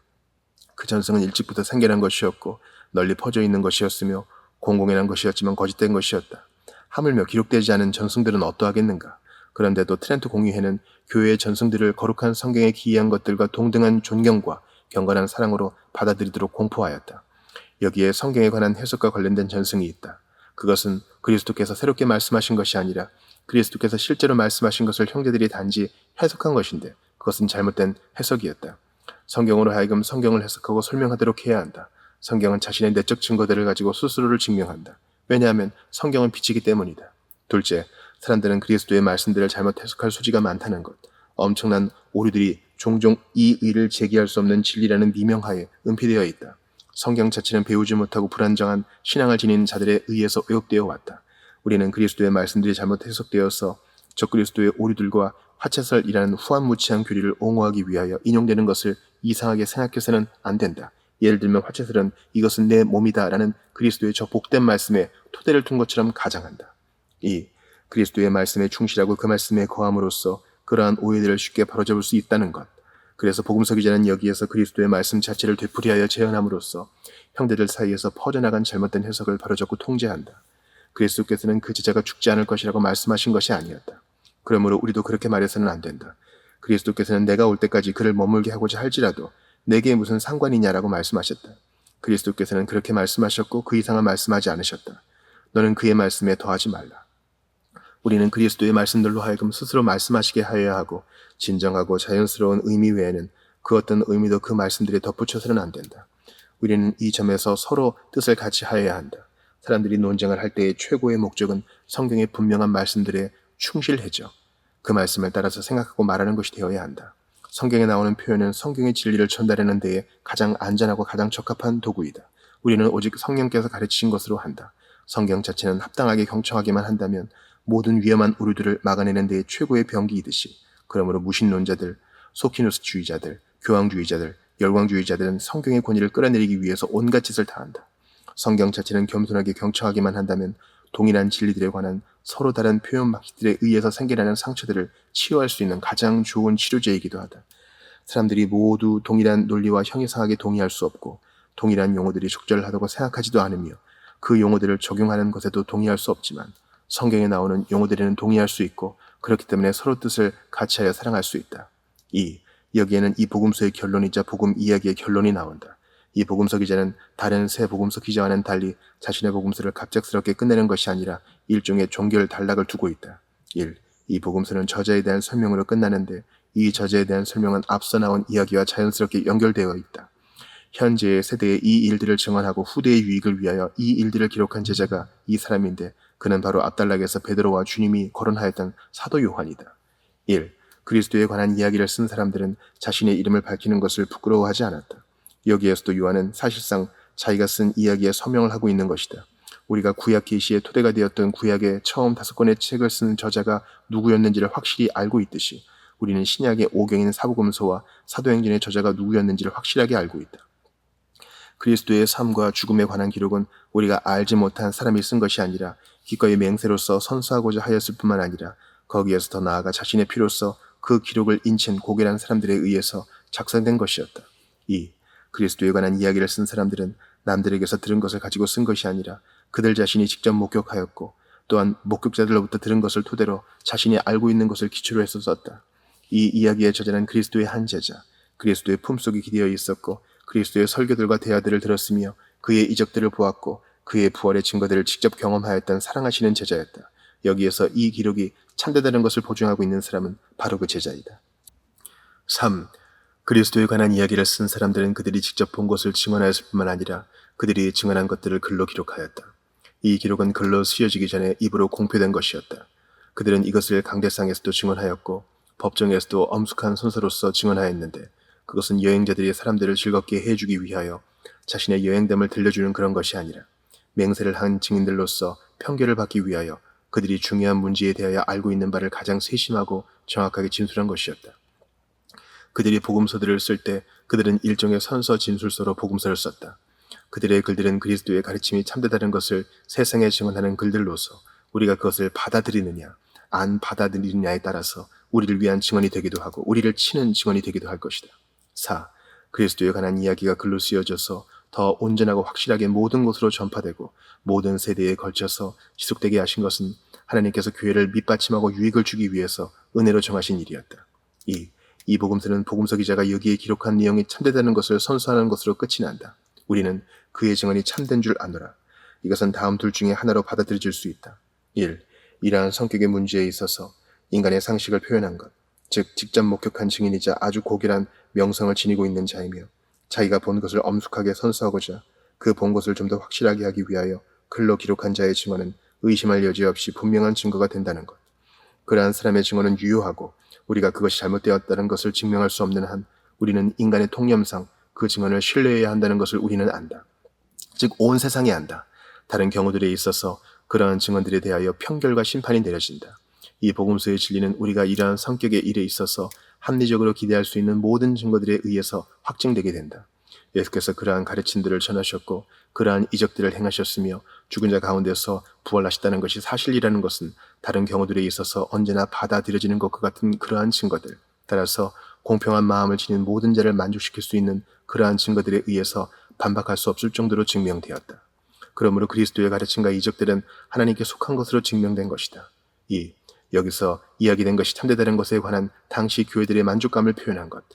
어떤 이들은 이 말씀을 에베소 교회가 시인하고 동의한 것으로 보고 또 어떤 이들은 이 이야기를 아시아의 여러 교회의 사자들 또는 사역자들이 동의하여 서명한 것으로 본다. 성령의 감동으로 쓰여진 글이 사람들로부터의 어떤 확인을 필요로 하는 것은 아니고 또한 그러한 확인을 통해서 그 신빙성이 더 높아지는 것은 아니지만 이러한 서명을 통해서 그들은 이 복음서가 성령의 감동을 받고 씌어진 글이라는 것을 교회들에게 천거하였고 이 글에 대하여 그들이 만족한다는 것을 분명하게 밝혔다. 3. 그가 자기의 말하는 것이 참인 줄 안다는 말씀과 마찬가지로 복음서 기자가 자신이 쓴 글이 참되다는 것을 스스로 확언하고 있는 것. 이 복음서 기자가 우리는 아노라라고 자기 자신에 대하여 복수형으로 표현한 것은 요한일서 1장 1절 우리가 눈으로 본 바요와 베드로후서 1장 16절의 말씀과 마찬가지로 위엄을 표현하기 위한 것이 아니라 겸손을 표현하기 위한 것이다. 복음서 기자들은 그들이 우리에게 증언하고 전한 것이 참되다는 것을 온전히 확신하였다. 그들은 우리로 하여금 그들 자신이 믿지 못한 것을 믿으라고 강요하는 것이 아니었다. 그들은 그들의 증언이 참되다는 것을 알고 있었다. 왜냐하면 그들은 자신들의 증언이 참되다는 것에 현세에서와 내세에서의 그들의 생명을 걸었기 때문이다. 그들은 그들이 말하고 기록한 것을 믿었기 때문에 현세에서의 목숨을 던져버리고 내세에서의 생명을 부여잡았다. 3. 이 복음서는 예수께서 행하신 일이 이외에도 많다는 언급으로 끝이 난다. 당시에 살아있던 많은 증인들은 우리 주 예수께서 말씀하시고 행하셨던 그 밖에 다른 많은 것들도 잘 알고 있었지만 그러한 것들을 후세를 위해서 기록하는 것이 적합하지 않다고 생각하였다. 예수께서 행하신 그 밖에 다른 많은 일들을 다 기록하고자 한다면 이 세상이라도 즉 이 세상에 있는 모든 도서관들이라도 그 기록된 책들을 다 담을 수 없을 것이다. 이렇게 복음서 기자가 바울과 마찬가지로 마치 웅변가처럼 내가 무슨 말을 더하리요? 이것들을 다 말하려면 내게 시간이 부족하리로다 라고 결론을 짓는다. 왜 복음서들이 좀 더 자세하지 않는가? 왜 복음서 기자들은 신약의 이야기를 구약처럼 방대하게 쓰지 않았는지를 누가 묻는다면 그 대답은 다음과 같은 것들이 될 수 있을 것이다. 1. 그것은 그들이 소재가 다 떨어져서 더 이상 쓸만한 가치가 있는 내용이 없었기 때문이 아니었다. 그리스도의 말씀들과 행위들 가운데는 금박을 입힌 글자로 기록될 가치가 있으면서도 복음서 기자들에 의해서 기록되지 않은 것들이 많이 있었다. 1. 그리스도께서 말씀하시고 행하신 모든 것은 우리가 눈여겨볼 가치가 있는 것들이었고 우리가 선용할 수 있는 것들이었다. 그리스도께서는 쓸데없는 말씀을 결코 하시지 않으셨고 쓸데없는 일도 하시지 않으셨다. 그리스도께서는 하찮거나 사소한 것들을 말씀하시거나 행하시지 않았는데 그리스도께서 말씀하시고 행하신 것은 아무리 사소해 보일지라도 이 세상에서 가장 지혜로운 자나 가장 고명한 자의 말이나 행동보다 더 의미심장한 것이었다. 2. 그리스도께서 행하신 이적들은 무수하게 많았고 그 종류도 아주 다양하였으며 기회가 주어질 때마다 동일한 이적들이 자주 반복되었다. 하나의 참된 이적만으로도 그리스도께서 하나님께로부터 오셨다는 것을 증명하기에 충분하였을 것이지만 아주 다양한 사람들에게 아주 다양한 상황 속에서 아주 다양한 증인들 앞에서 그리스도께서 이적들을 반복해서 행하신 것은 그 이적들이 참된 이적이라는 것을 증명하는 데에 아주 큰 도움을 주었다. 모든 새로운 이적은 이전의 이적에 관한 소문을 더 신빙성 있게 해주었다. 이적들이 무수하게 행해짐으로써 이 이적에 관한 모든 소문은 확고부동한 것이 되었다. 3. 복음서 기자들은 여러 번에 걸쳐서 많은 구체적인 것들을 포괄하는 그리스도의 설교와 이적들에 관한 일반적인 설명들을 제시하고 있다. 우리는 그리스도에 관하여 말할 때의 풍부한 소재를 가지고 있다. 복음서들에 기록된 내용은 그리스도께서 실제로 말씀하시고 행하신 것보다 훨씬 작은 분량이기 때문에 우리가 들은 말은 그 절반도 못 된다. 사도 바울은 그 어느 복음서 기자도 기록하지 않았던 그리스도의 한 말씀을 인용하고 있는데 이것만 보더라도 그리스도께서 하신 그 밖에 다른 말씀들이 얼마나 많을지를 우리는 추측할 수 있다. 그리스도께서 하신 모든 말씀들은 경구들이었다. 2. 복음서 기자들이 그리스도께서 행하신 말씀과 행위의 모든 것을 다 기록하지 않은 데에는 다음과 같은 세 가지 이유가 있었다. 1. 복음서들에 기록된 것 이상으로 기록할 필요가 없었기 때문에 이러한 의미는 여기에 나와 있는 말씀 속에 함축되어 있다. 복음서에 기록되지 않은 그 밖에 다른 많은 것들이 있지만 그러한 것들을 기록할 기회가 없었다. 복음서들에 기록된 것은 그리스도의 가르침과 그 증거를 충분히 드러낸 것으로서 나머지의 것들은 단지 동일한 취지의 것들일 뿐이었다. 이 말씀을 토대로 해서 성경은 우리의 신앙과 실천의 규범으로서 충분하지 않기 때문에 기록되지 않은 전승들이 보충될 필요가 있다고 주장하는 자들은 기록된 말씀을 보충하고 온전케 한다는 전승들 속에 무엇이 존재하는지를 보여야 한다. 우리는 전승들 속에는 성경과 모순되는 것들이 존재하고 따라서 우리는 그 전승들을 거부하여야 한다고 확신한다. 그러므로 이러한 것들을 통해서 우리는 많은 책들을 짓는 것은 끝이 없다는 권고에 귀를 기울여야 한다. 만약 우리가 성경에 이미 기록되어 있는 것을 믿지도 않고 잘 선용하지도 않는다면 그것보다 훨씬 더 많은 것들이 기록되었다고 할지라도 우리는 그것을 믿지도 않고 선용하지도 않게 될 것이다. 2. 모든 것을 기록한다는 것이 불가능했기 때문에 성령께서 모든 것을 기록하는 것은 가능한 일이었지만 저자들이 모든 것을 글로 기록한다는 것은 실제로 불가능한 일이었다. 이 세상이라도 이 기록된 책을 두기에 부족할 줄 아노라. 이러한 말씀은 믿을 수 없을 정도로 방대한 기록이 될 것임을 의미하는 것으로서 통상적인 수준의 과장법이다. 예수의 행적을 다 기록하게 되면 그것은 인류 역사상 결코 존재하지 않았던 방대한 이야기가 될 것이고 다른 모든 책들을 다 밀어내어서 우리에게 다른 책들을 저술할 여지를 남겨두지 않게 될 것이다. 그리스도께서 중언부언함이 없이 밤에 새도록 하나님께 기도하셨을 때에 그 모든 기도 내용들을 우리가 다 기록한다면 그리스도의 기도를 담은 책들은 과연 얼마나 될까? 하물며 그리스도께서 행하신 설교들과 대화들, 그의 이적들과 치유들, 그의 모든 수고들, 그의 모든 고난들을 세세하게 다 기록한다면 우리가 기록해야 할 내용은 끝이 없었을 것이다. 3. 많은 것을 기록하는 것은 바람직하지 않았기 때문에, 왜냐하면 상식적으로 생각해서 이 세상이라도 이 기록된 책을 두기에 부족할 것이기 때문이다. 그리스도께서는 그의 제자들이 아직 말씀을 감당할 수 없었기 때문에 그들에게 들려주고 싶으셨던 이야기들을 해주지 못하셨다. 마찬가지로 복음서 기자들은 이 세상이라도 기록된 책을 두기에 부족할 줄을 알았기 때문에 그들이 기록하고 싶었던 것들도 기록하지 않았다. 여기에서 사용되고 있는 이 단어는 8장 37절에 나오는 내 말이 너희 안에 있을 곳이 없도다라는 말씀 속에서 사용된 바로 그 단어이다. 그리스도의 행적은 너무도 많아서 세상에 다 수용할 수 없다. 만약 그리스도의 행적을 다 기록해 놓았다면 사람들은 그 글을 읽는 데에 모든 시간을 소비하게 되었을 것이고 다른 할 일들은 소홀하게 되었을 것이다. 또한 기록된 것들 중에서 많은 것이 그대로 지나쳐졌을 것이고 많은 것들이 잊혀졌을 것이며 많은 것들은 의심스러운 논쟁의 대상이 되었을 것이다. 또한 이 이야기 전체를 해설하는 대등한 권위를 지닌 방대한 책들이 존재하였다면 상황은 더욱 심각하게 되었을 것이다. 왜냐하면 글로 씌어진 것은 묵상되고 해설되는 것이 필수적이고 하나님께서는 지혜로우시게도 그럴 여지를 남겨두는 것이 합당하다고 생각하셨기 때문이다. 부모들과 사역자들은 가르칠 때에 가르침을 받는 자들의 능력을 고려하여야 하고 야곱의 경우처럼 지나친 혹사를 주의하여야 한다. 우리는 현재 기록되어 있는 책들에 대하여 감사하여야 하고 그 책들이 쉽고 간결하다고 해서 가볍게 여겨서는 안 되며 하나님께서 계시하기에 적당하다고 생각하셨던 분량만을 부지런히 선용하여야 하며 우리의 능력이 높아지고 커져서 기록된 것들이 우리에게 지나친 부담이 되지 않기를 갈망하여야 한다. 복음서 기자는 자신의 글을 아멘으로 끝마침으로써 자신의 도장을 찍고 있는데 우리도 이 복음서가 참되며 극히 참되다는 것을 믿음의 아멘으로 인쳐야 한다. 이 아멘은 여기에 기록된 것이 우리로 하여금 구원에 이르도록 지혜롭게 만들어줄 수 있다는 것에 대한 확신의 아멘이다. 아멘. 그렇게 되어지이다.